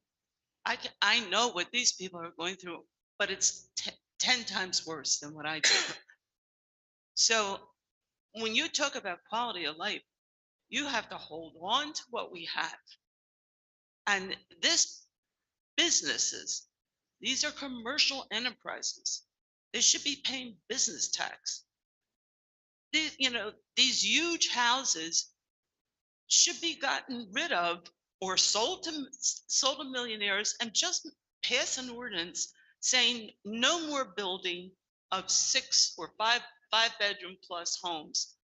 I think the zoning should be changed to prohibit the further building of these large homes because we all know what they're for. Well, let me ask our attorney though, is that something legal? Can we legally not allow people to build 5, 6, or 7 bedroom homes?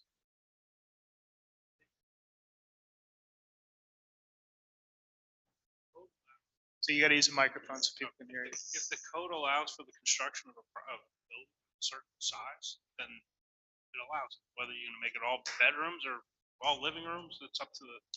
Well, you change the code. This is a zoning code issue It's then. uniform construction code. It's not something you So have. is that would be governed though also, not just by Brigantine. That is issues governed by the state. By the state, correct? All right, so, and I think that's part of the issue too. Some of these decisions are not within the city of Brigantine's power, so we're trying to address what we can, but we're also trying to address stuff with the state of New Jersey. And those are some of the things we need to start to look at.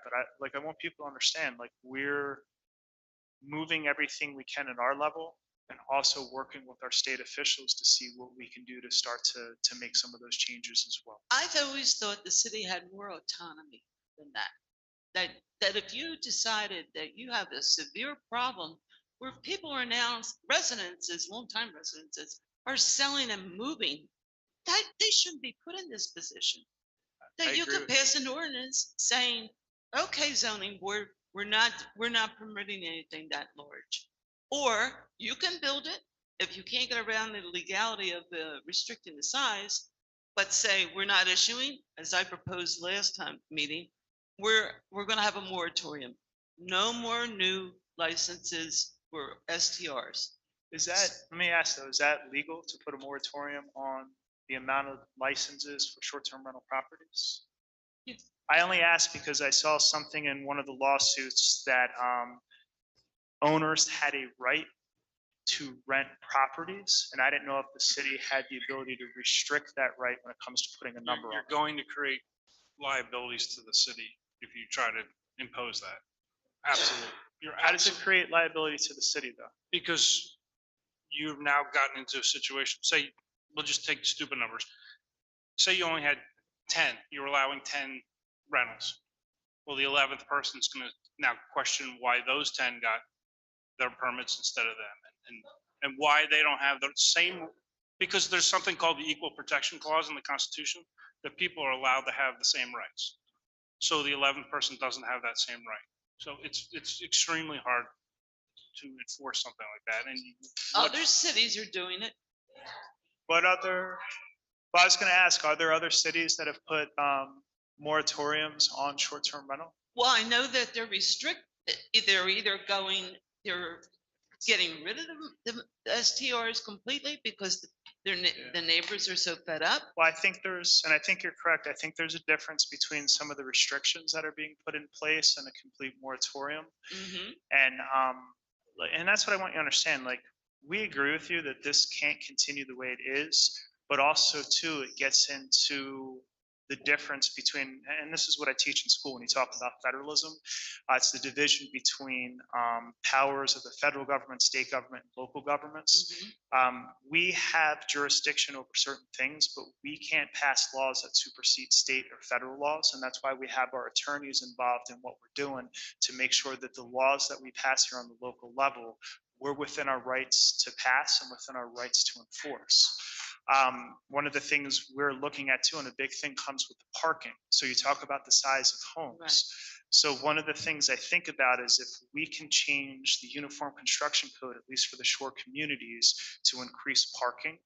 By increasing the parking requirement, it in essence shrinks the size of the home. Yes. So that's what I want you to understand. Like, we're in line with that and we're working towards that, but that decision isn't solely ours. And as our attorney said, it's set up by the Uniform Construction Code, which is why we need our state representatives to advocate for that. But also, one of the things I'm thinking about is, I know that we're not the only, I'm going to say shore town, but I'm starting to realize that it's more than just shore towns in this same situation. And if we can get the state representatives to change that, it will make life better for a lot of us, because it'll give more power to the municipalities to address these situations. And I've said this before, I don't have an issue with a person who builds a large home for their personal enjoyment. I do have an issue with a person who builds a large home for strictly a commercial enterprise. Right. What our attorney is working on with our city manager as well as our city professionals is, how do we legally address that situation and how we move forward? So we agree with everything that's being said here. We just have to lay the foundation to properly move forward and also work with some of the state officials to get those changes. Would it be legal to say going forward that this type of property, the STRs, would have to be built, since it is a commercial enterprise, in a commercial zone? So I'd have to kick that to our attorney. I don't know. Because it's a legal question. It's a legal question, so our attorney will answer the legal question. Yeah, so you could build a house with 4 bedrooms and rent that out, right? You can turn it into an STRA the next day after, and then decide you're gonna make it into a, you're gonna add more beds into there once it's approved. It's, again, gets to say to somebody, you can't build a house with 6 or 7 bedrooms is not practical, right? Because they can build a house to will meet the specifications and then get their certificate of occupancy, and then decide that they're going to add more bedrooms or more beds in there that the city doesn't know about. So this is all about what we talked about earlier, about enforcement and creating that ordinance to ensure that we're in the best legal ground we can to push for enforcement of when these problems arise. And I think, one of the things we're looking at too, because Paul and I both sit on the planning board, the planning board has severely tightened up on any variances that are being issued. And I think one of the major concerns is short-term rental properties, to make sure that what is being built legally fits into our code. Now, there's some that make sense. There was a property that was built and the neighbor had encroached. They needed a couple inches, stuff like that we're understanding of. But where people are looking to severely encroach in the setbacks in order to maximize their lot coverage, the planning board has started to take a very strict stance against that. Good. And we've made that very much known. So we're trying to enforce this at all levels, but I do think the big issue is to change that parking requirement. Because if you really listen, especially what was started off here today, you move your car on a Thursday, Friday, Saturday, or Sunday, you might not park again until Monday. Right. I think too, by addressing the parking issue, you start to back your way into the size issue. And I think that helps. And it used to be that way. The Uniform Construction Code used to say for every bedroom, you had to have a parking space. That's the state logical. changed it. I think it's 100% logical, and I think we need to go back to that. But we need to change that at the state level in order to have the ability here. And I've had this with our master planner and our planning board attorney.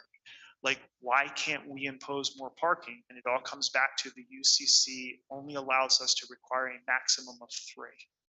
That has to change. It makes no sense. No, it doesn't. It makes no sense, and this is the problem. I think sometimes at the state level, they make decisions not understanding the impact of the individual municipalities. Mm-hmm. And that is kind of our role as local government to advocate that. But I recognize that just because Brigantine has that issue, I don't know that the state's going to care. So I want to reach out to the other municipalities because parking is an issue and a premium in all towns. But I mean, there's some municipalities that they literally cram anything and everything they can. So there's a lot of competing issues, but I know there's a lot of towns just like Brigantine who see this as a problem. And at the very least, they should allow each individual municipality to make that decision. Yes. Grant us the decision to make to basically make the decision that works best for our community. Right. Why should they have a one size fits all? Because it doesn't. You know, Mayor, my son he bought a house in Pittman. Pittman has a regulation, no street parking. Yeah. The house must have a driveway and you must park in the driveway. And if you're found parking on the street, you'll get a ticket. So there's no congestion problem. And then in their little downtown area, which is really cute, they have parking areas where you can go and park, city parking. And so you can walk easily. It's a walkable downtown area because the way they set that up. Now they're allowed to do it, so I don't know, is that grandfathered in? But I mean, that's very, very sensible. I know that's an extreme, but I'm saying that's South Jersey and that's what they're doing. Yeah.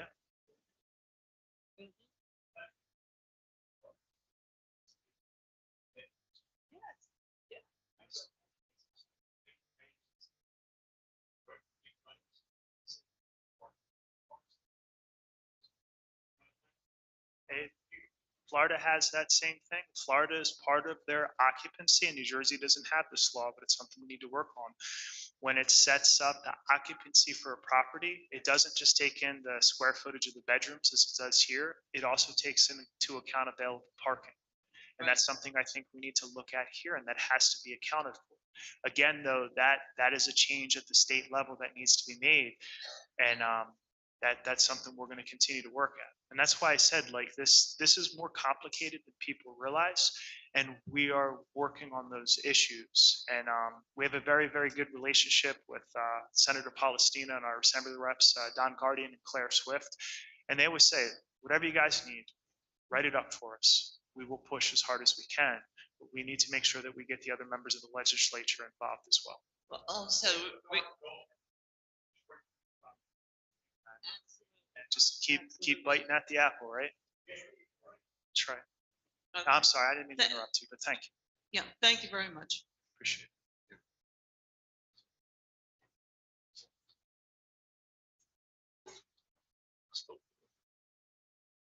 Hi, Donna DeCiro, 4220 Atlantic Brigantine Boulevard. I have to say, I've been coming since February, listening to the same stuff.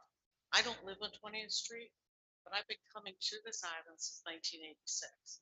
My husband and I have rented and our families since 1986. I do remember being told that in the 70s, you couldn't build past 2 levels. Somebody changed that law and allowed it in Brigantine. I believe it was because of the casinos, but you couldn't have a regulation. You couldn't have a house that was more than 2 floors high. So, and you couldn't build along the beach, if you remember that. I could publish so much of it.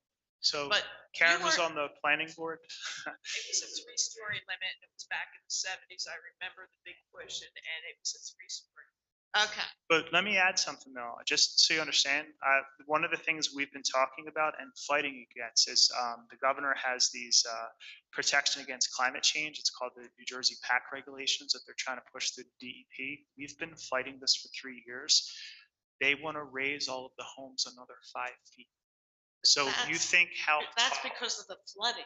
but that's going to push homes up even bigger. And what they're pushing Well, with this 5 foot, They may be taller, but they won't be. they're they- talking about If you have 4 floors of living, I'm talking about living space. right, but The that's rule was the living space at the time. I hear what you're saying, but what I'm saying is that every town, depending on what money's coming in, seems to buckle to the pressures.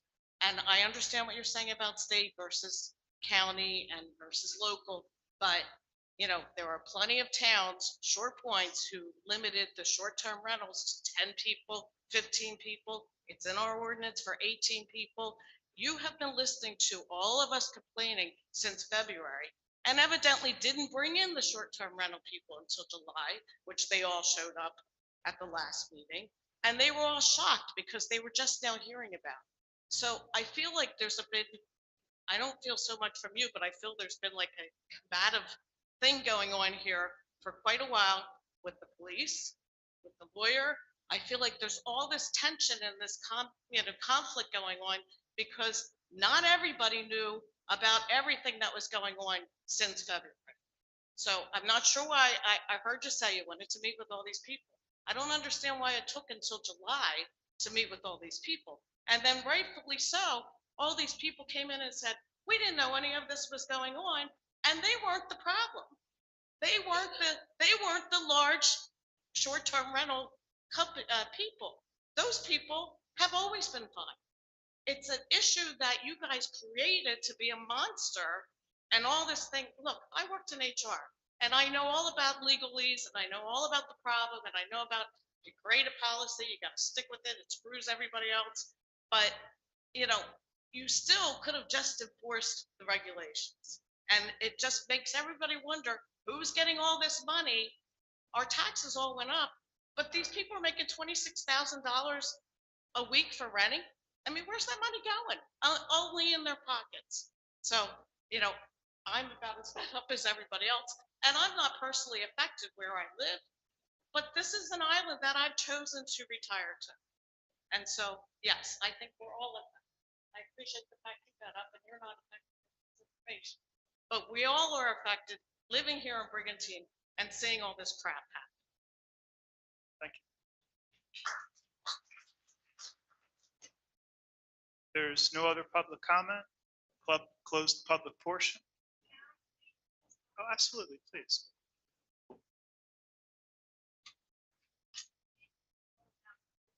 If you could state your name and address for the record, Barbara please. McFarland,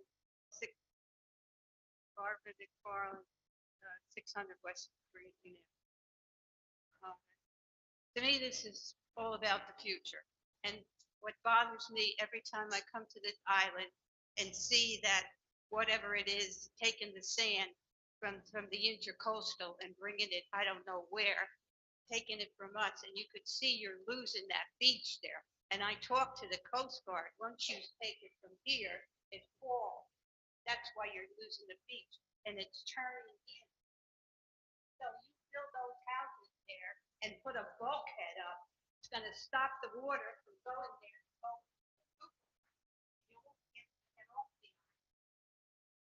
That's all I see in the future. If there's no other public portion or public comment, we'll close the public portion.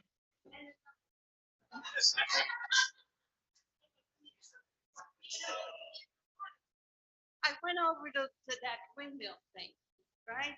About 5 minutes, they talk to you, show you the windmill, then you walk around the storage street, and over your nose. And they got us.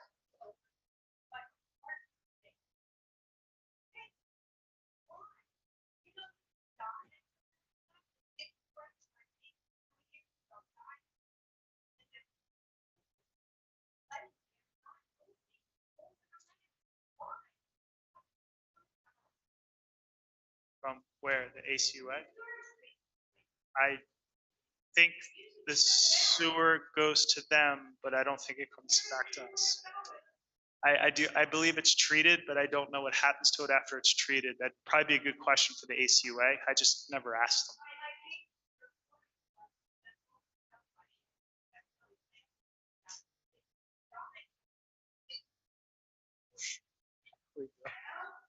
Yeah.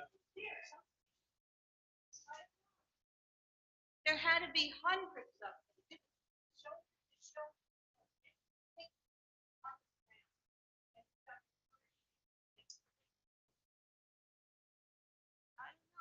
Sorry you experienced that.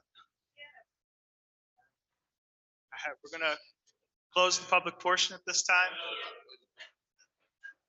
Are there any final council comments? I just wanted to say one last thing. I wanted to thank Tiger at that meeting on the seawall for bringing up about the